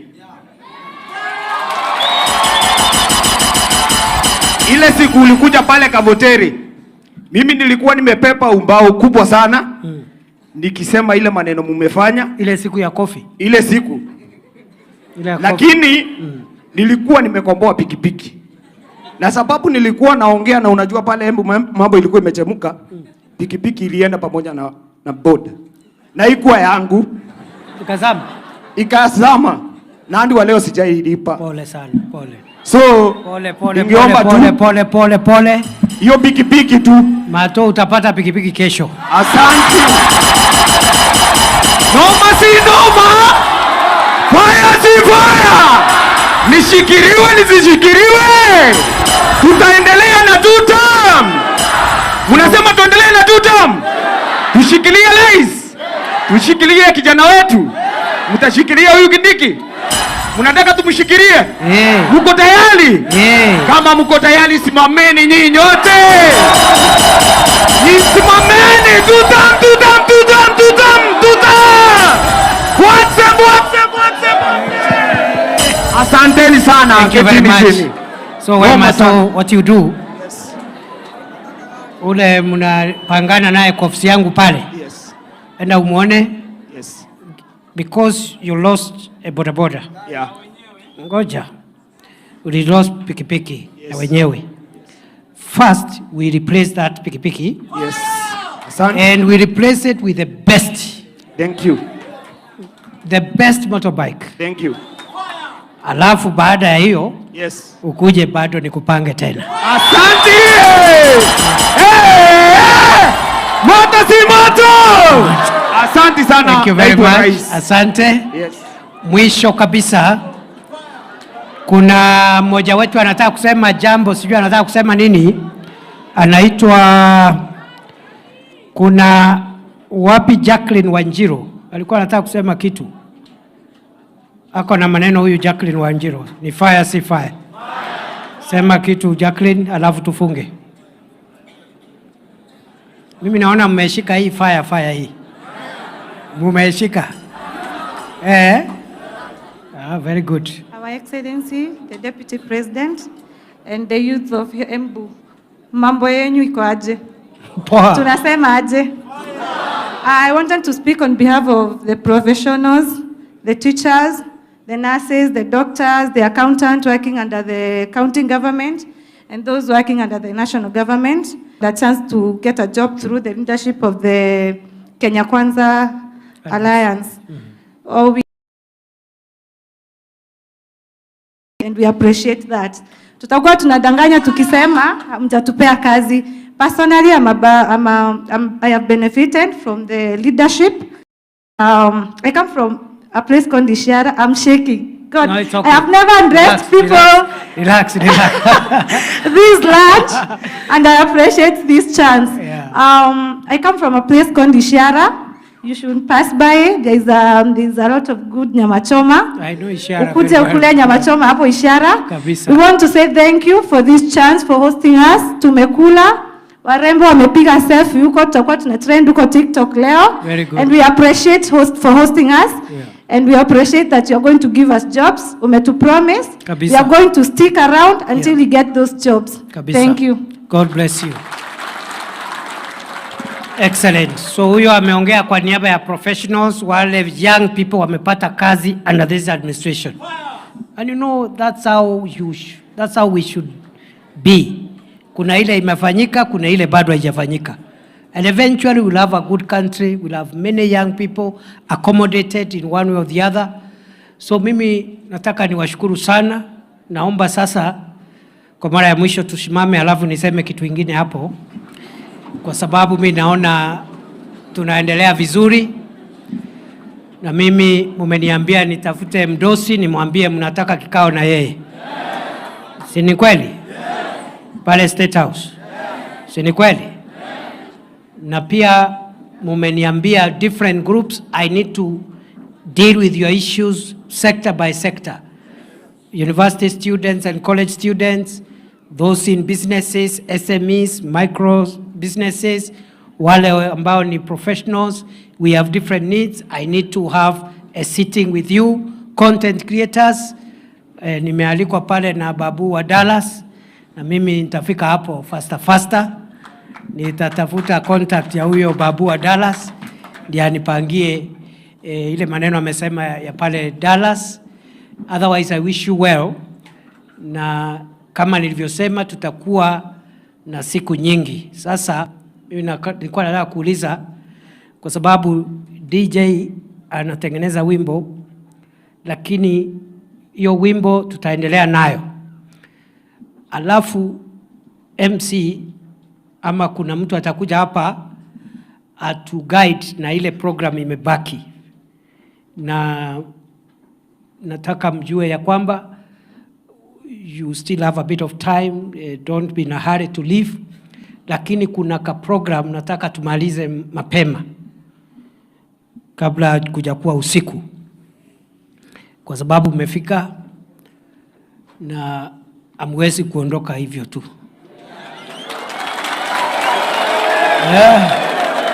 Ama namna gani? Si nyinyi ni marafiki zangu? Si nyinyi ni majirani wangu? Si nyinyi ni watu ya tutam? Si ni watu ya tutam? Ni tutam si tutam? Ni tutam si tutam? Uko nyuma ni tutam si tutam?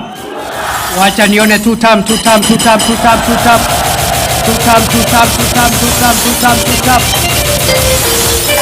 Wale ngoja DJ.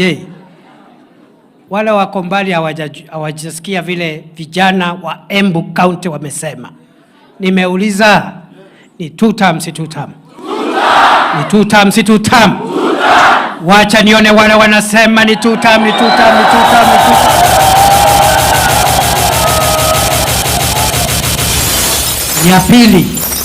Ya pili. Mumeniambia ni 10 bila breaks. In other words, ni mbwekse.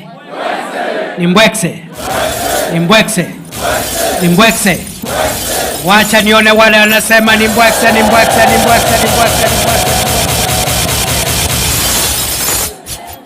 So, kwa sababu nyinyi ni watu ya mbwekse, watu ya tutam, nyinyi ni vijana wa hapa nyumbani, vijana majirani wangu wa Embu, iko makosa gani tukiendelea na hiyo program nimesema?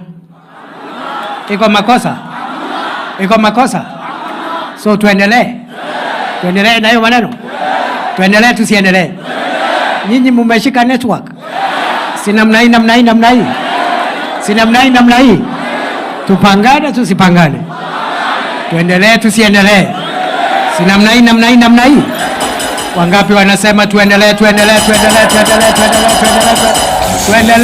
So DJ weka wimbo, alafu sasa kuna mtu atakuja hapa announce order ama utaratibu ule tutatumia.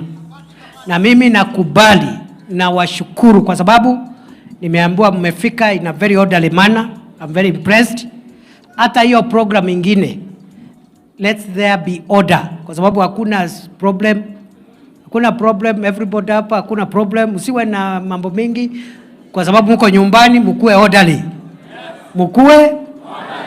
Kwa sababu mambo ni tutam na ni mbwekse na ni fire si fire, noma si noma. Tuendelee tusiendelee? Nipatieni mbwekse. DJ.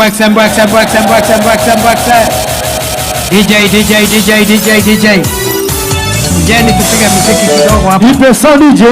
Endelea DJ. Sisi nipe sound twende. Yesi.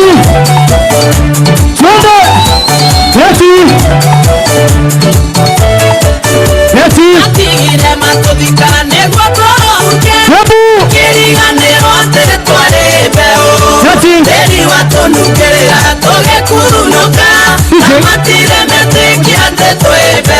Wacha iflo. Wacha iflo. Twende. Nipe sound twende. Weza. wave. Nipe mkono. Umesikia hiyo maneno ama bado hajafika huko kweli? Imefika. Aya. Imefika. Hiyo maneno imefika huko kweli hapo. Nikisema tuta, unasema tamu. Unasema tamu. Nikisema tamu, unasema tamu. Uko tunasema tamu. Nionyeshe tu tamu basi. Nionyeshe. Mkono tu. Hapo mbele sema tamu. Tamu. Nyuma sema tamu. Sema tamu. Haya si fire. No mercy, no mercy, fire. No mercy, no. Unataka nini? Tuta. Wazee mnataka nini? Tuta. Wa mama mnataka nini? Tuta. Ama namna gani? Vijana. Ya mwisho nionyeshe tuta mikono yote mbili. Mikono yote mbili nionyeshe tuta. Mnataka nini? Tuta. Nyenyekevu, sisemi kwa lazima. Tuta. Ama namna gani? Tuta. Ama namna gani? Tuta. Tuta. Tuta. Nikisema